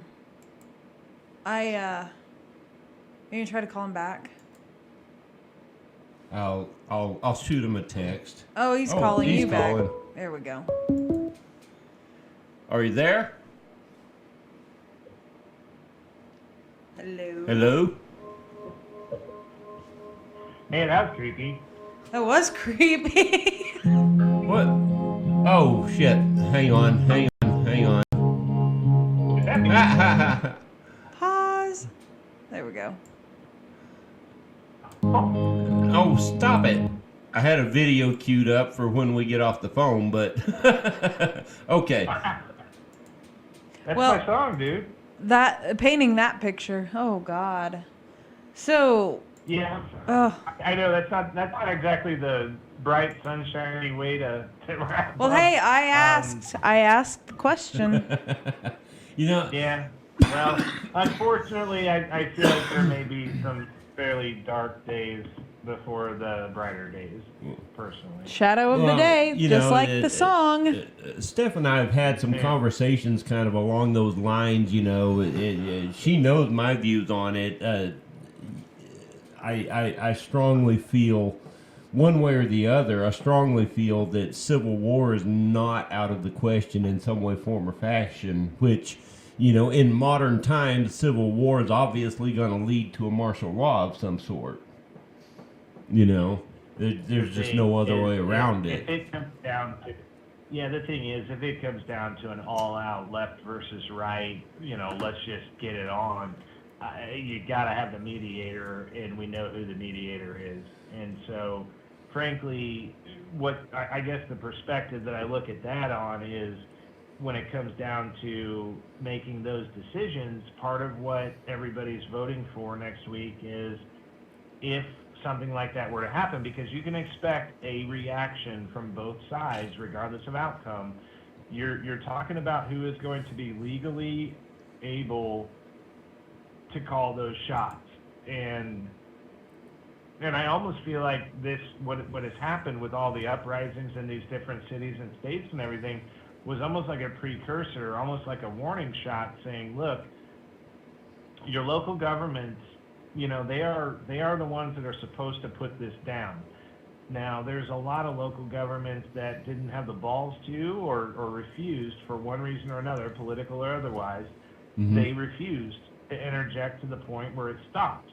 And so, in a way, it's kind of a shot across the bow saying, look, guys, this kind of shit right here, if it gets normalized, people are going to take advantage of it. And if you have the wrong person in that office that's going to make those ultimate decisions, you have a very serious problem on your hands. That's when you could ultimately potentially see the UN, and I'm telling you all right now, if you even get a whisper of the UN bringing troops stateside to the United States, you need to arm yourself, and you need to shoot first and ask questions later, because that's called an invasion, and they do not have your interest in mind. They don't care if you're Democrat. They don't care if you're Republican. They don't care if you're a cop. They don't care if you're Antifa. They don't care if you're BLM. They don't care if you're a good old boy or whatever the fuck. UN troops on soil on this country is an attack. Yep. And they will kill you, and they will put you into internment camps. They will Yep. put you in concentration camps, and that is when the New World Order takes over and wins. And so you think about all this, and you think about it long and hard. It seems crazy, but look back over the last 7 months and tell me what you thought was crazy on Christmas last year, and then look at where we're at right now. We are You think light that's years crazy? beyond there, my brother. Light years. Yeah, and I'll tell you what, even if it is crazy, wouldn't you rather be prepared Yeah. for it to happen than look back and say, man, I wish I'd have listened to that shit and Mhm. prepared? Yep. I totally. Yep.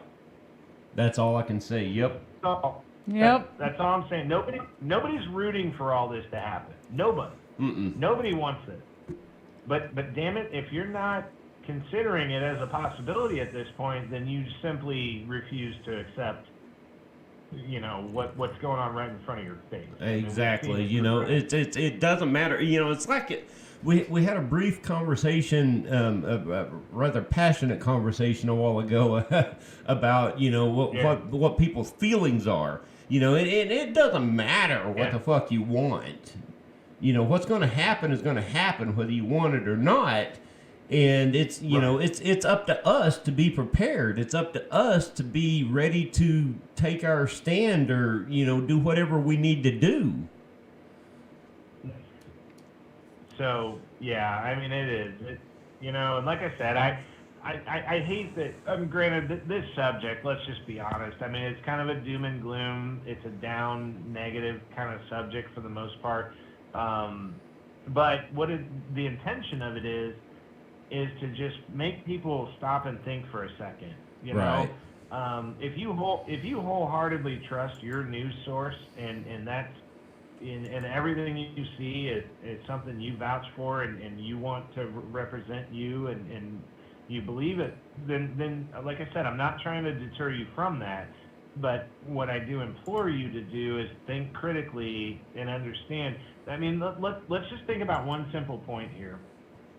If you go back over the course of the last 4 years plus, almost 5 years, the percentage of positive mainstream coverage of anything that President Trump has done or said has been next to zero. Nil to nothing. Mm-hmm.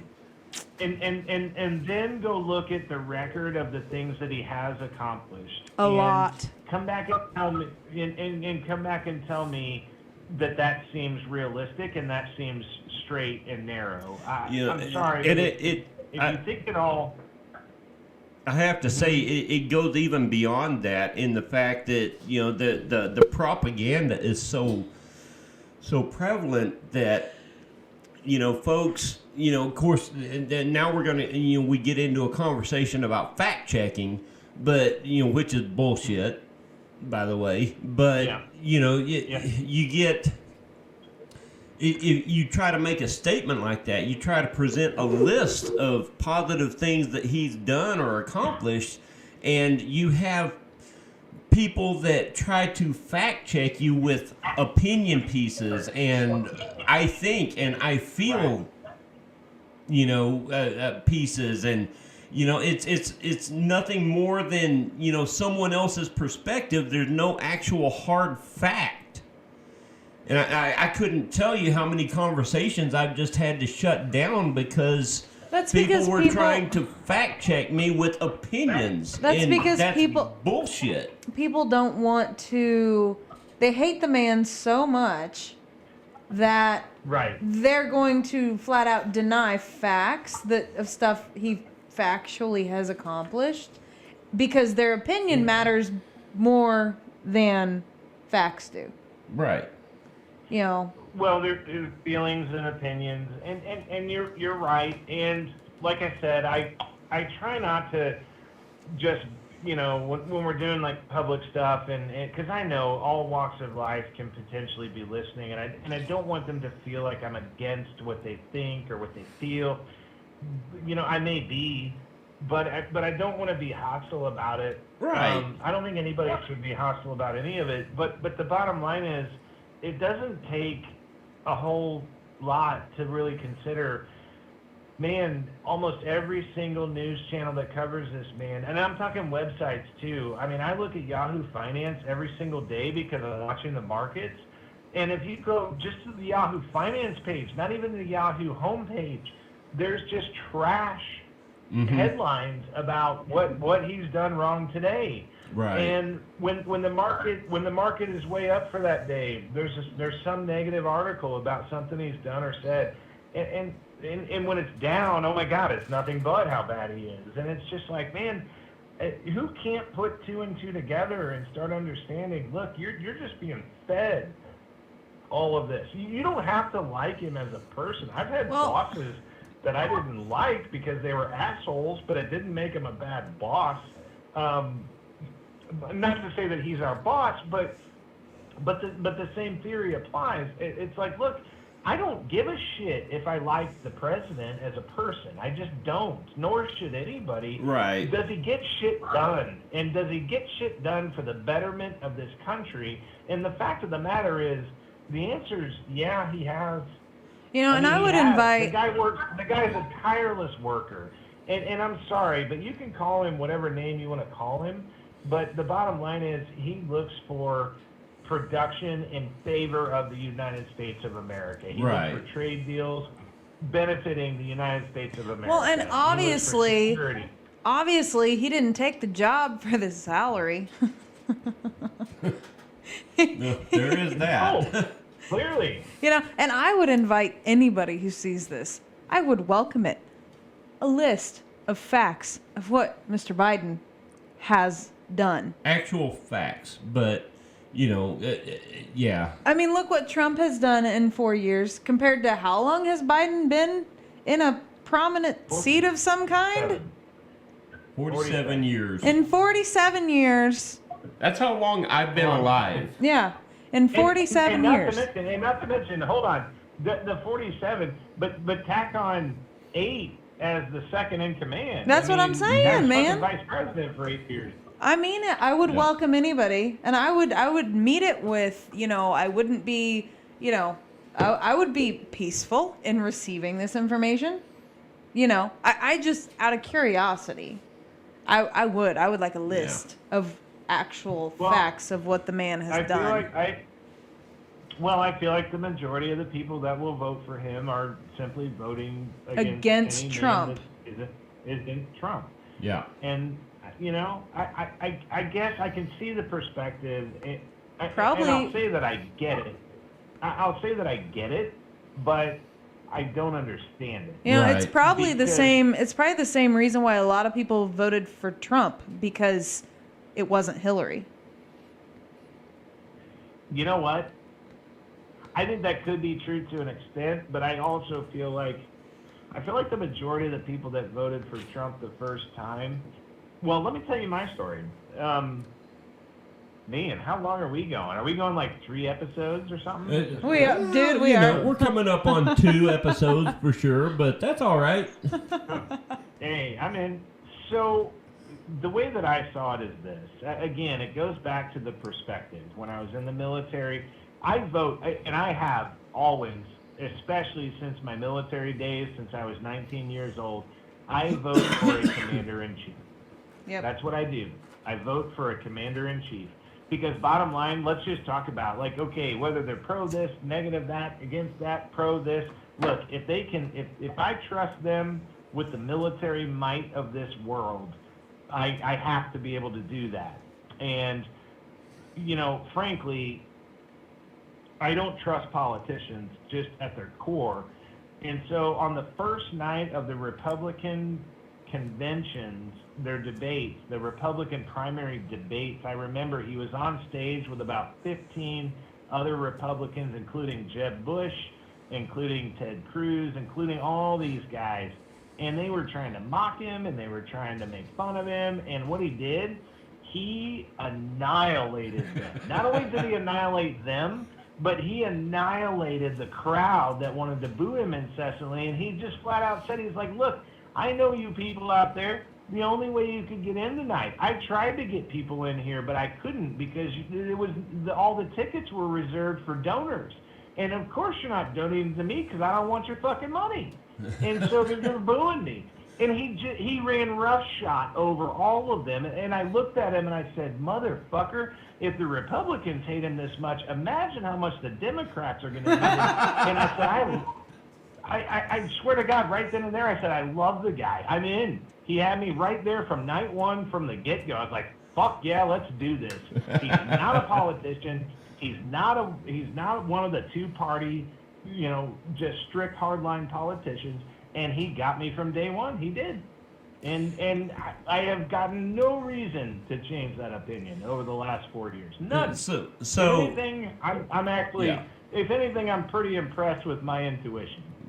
So am I. I'm very happy. I'll tell you my little piece of the story. I don't think I've ever actually even told Stephanie this, but you know, it's a lot the same as what you were talking about. I don't remember which debate it was in specifically, but one of those Republican primary type debates, and I already knew that.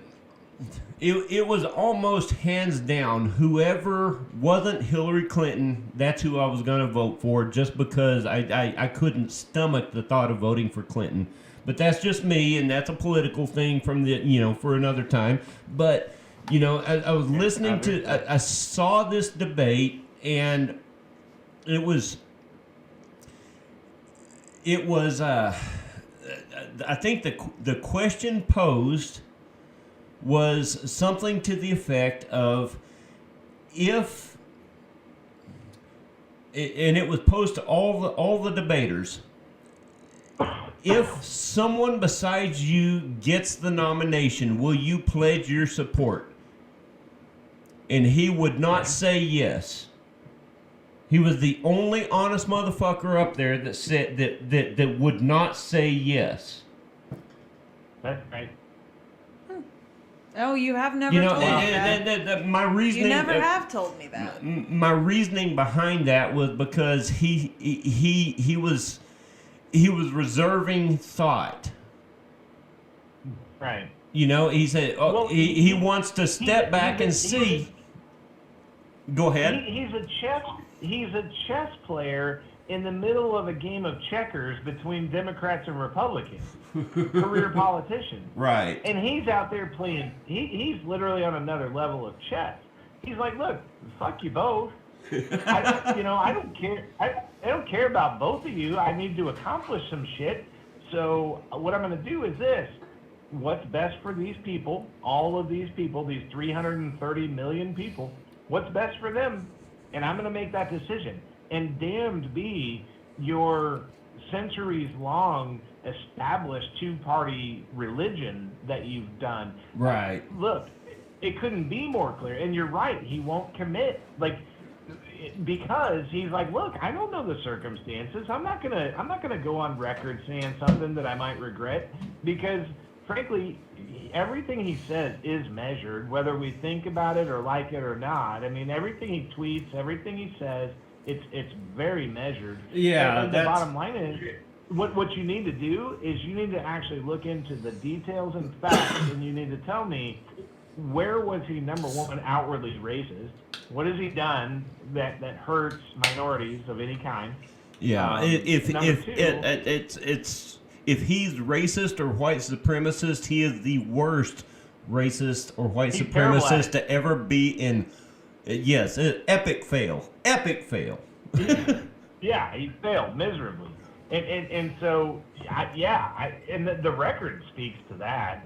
I mean, and it's indisputable if you're actually looking at numbers and facts. Yeah, I mean, he truly has done more for the African American community as far as action, not words. Actual action.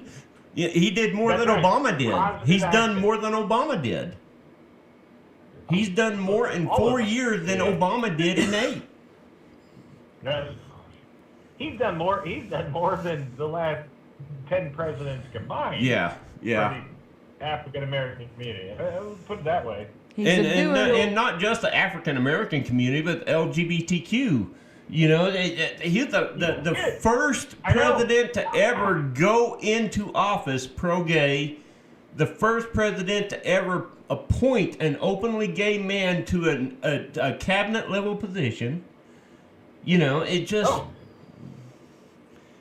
Yeah. Dude, Rick Grinnell is beast mode awesome. He's publicly gay. Who gives a shit? Right. But that man, dude, Rick Grinnell will take no prisoners. That guy doesn't fuck around. And I'm telling you, if Trump wins re-election, don't be surprised if Rick Grinnell is the next head of the FBI, because you know that Ray's getting fired. Oh, Ray yeah. Well, hell yeah, he will.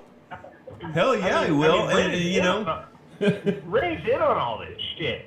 I mean, Ray's the one that buried the Hunter Biden laptop while they're trying to impeach the president. And I mean, my God, the level of cognitive dissonance and the level of just fuckery that's been going on. I like that word. For the last 4 years.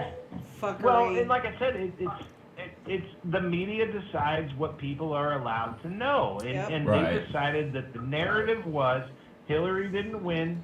So the narrative was, we need to crush Michael Flynn. By the way, Michael Flynn, everybody needs to keep their eyes real close on Michael Flynn in that case, because as soon as eventually they're going to have to just give it up. They're going to have to say, look, we got no leg to stand on. We set the guy up with apologies, with prejudice. We're going to have to let Michael Flynn go.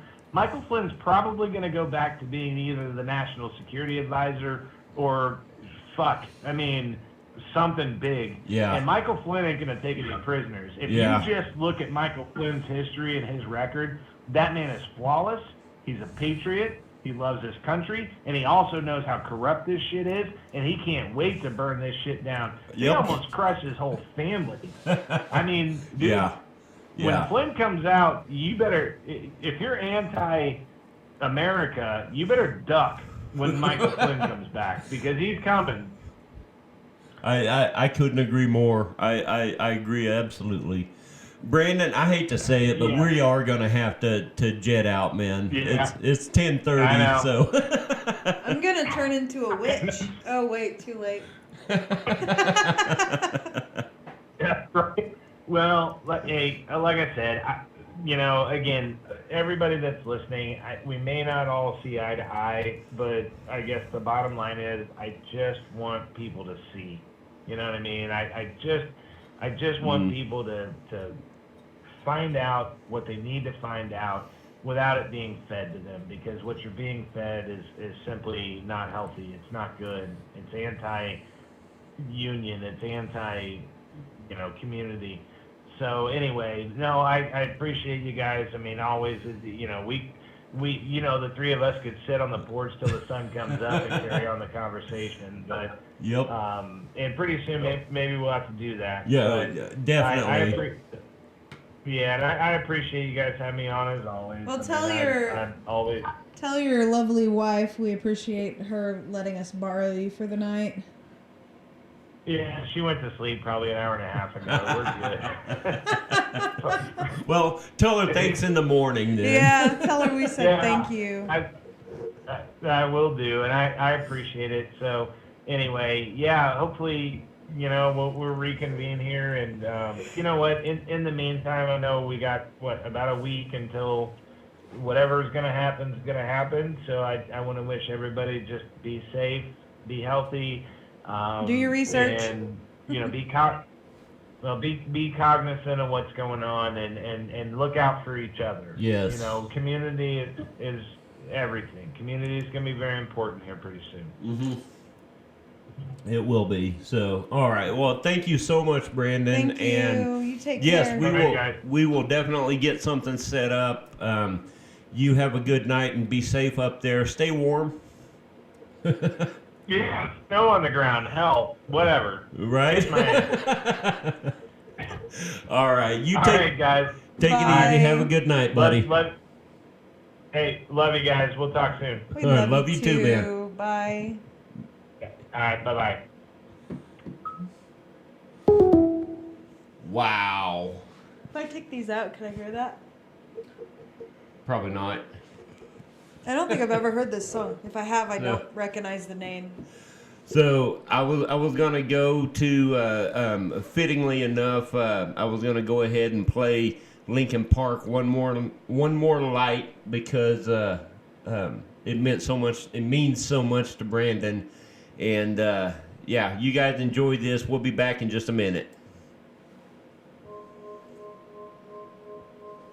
Is this what?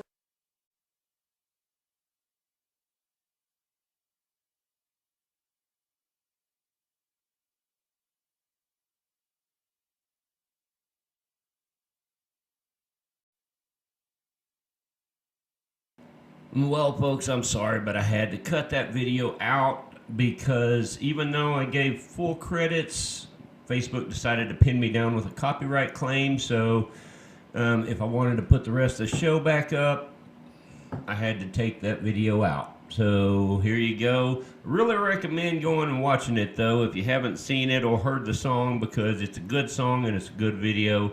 And there you go. Back to the show. Wow. In 5 seconds, you can skip this ad or go to Artlist and find the perfect song for your video. I think we'll skip the ad. Yeah, I need to shut that off. Sorry. I think we'll skip the ad. Oh my god, I've never heard that song. It's a good song. I was today years old when I heard that song. Wow, I felt that at my core. Yeah. I mean, you can understand why, He was so- Brandon's, it just, when he listens to that almost every night, he said, it just almost crushes him. So, especially given some of the shit that we were talking about, wow. So.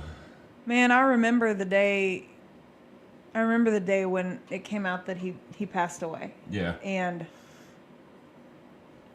it affected so many people. Yeah. And you remember what my first thought was when how's Bo doing with that? oh Remember? yeah, Because yeah, Bo, Chester Bennington was like one of Bo's idols. yeah. So, and I still think it affected him more than he thinks about, or wants to admit. But that's a conversation for a private time. Right, So. right. I mean, God, was that one of his last songs? I don't know. Hindsight, you listen to their lyrics and stuff, and man. Well, I mean, it's the same story with so many artists out there. Their lyrics are so profound and in so many cases so far beyond their time, So, all right, guys. This has been an insane episode. I think this has been the longest regular Darkness Live episode we've ever done. But with good reason. Yeah. And we're sitting here right before the next election, and the outcome of this next election is going to have so much impact on everything. There's going to be people that, Trump's announced. There's going to be people that lose their shit. Biden is announced. There's going to be people who lose their shit. Yep.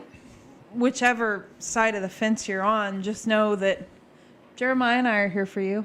Yes. It's like Reach Brandon out. Like Brandon said, community is going to be invaluable coming up in the next several weeks. So don't forsake the people around you. Yeah. Reach out, tell people you care about that you love them. Build that community. And, really and truly, just whichever way anything goes, whatever your views are, whatever your beliefs are, I can't agree with Brandon more in that, we're not here to judge anyone. We're not here to, denounce anyone or anything like that. It's not about any of that shit. We have got to put an end to this division and this strife. It's right. killing us all. There needs to be more fuckers speak up about shit that shouldn't be tolerated. Mm-hmm. Period. Absolutely. I just cannot wrap my mind around the thought of some of the shit that mainstream media is wanting to be accepted, that should never, ever or cover up or be, a conversation of normalcy. I'm sick to my stomach about some of the shit that he was saying. Not because he was saying it, but because of what it means. But because it has the need to be said.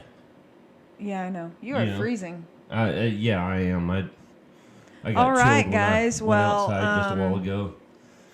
Y'all have a good night and enjoy the next few days. Take time for yourself. That's important. Yeah, it is. Get away from your phones and your Get off the social media for a while, Connect to your family and your friends. Make those human, real-life connections. That's what it's all about. And so We don't know. I came to the conclusion years ago, probably 20 years ago, I came to the conclusion that is literally the meaning of life. Connection Connection to other people. and family. Well, that it does fall into connection. That is the meaning of life. I believe that with all my heart,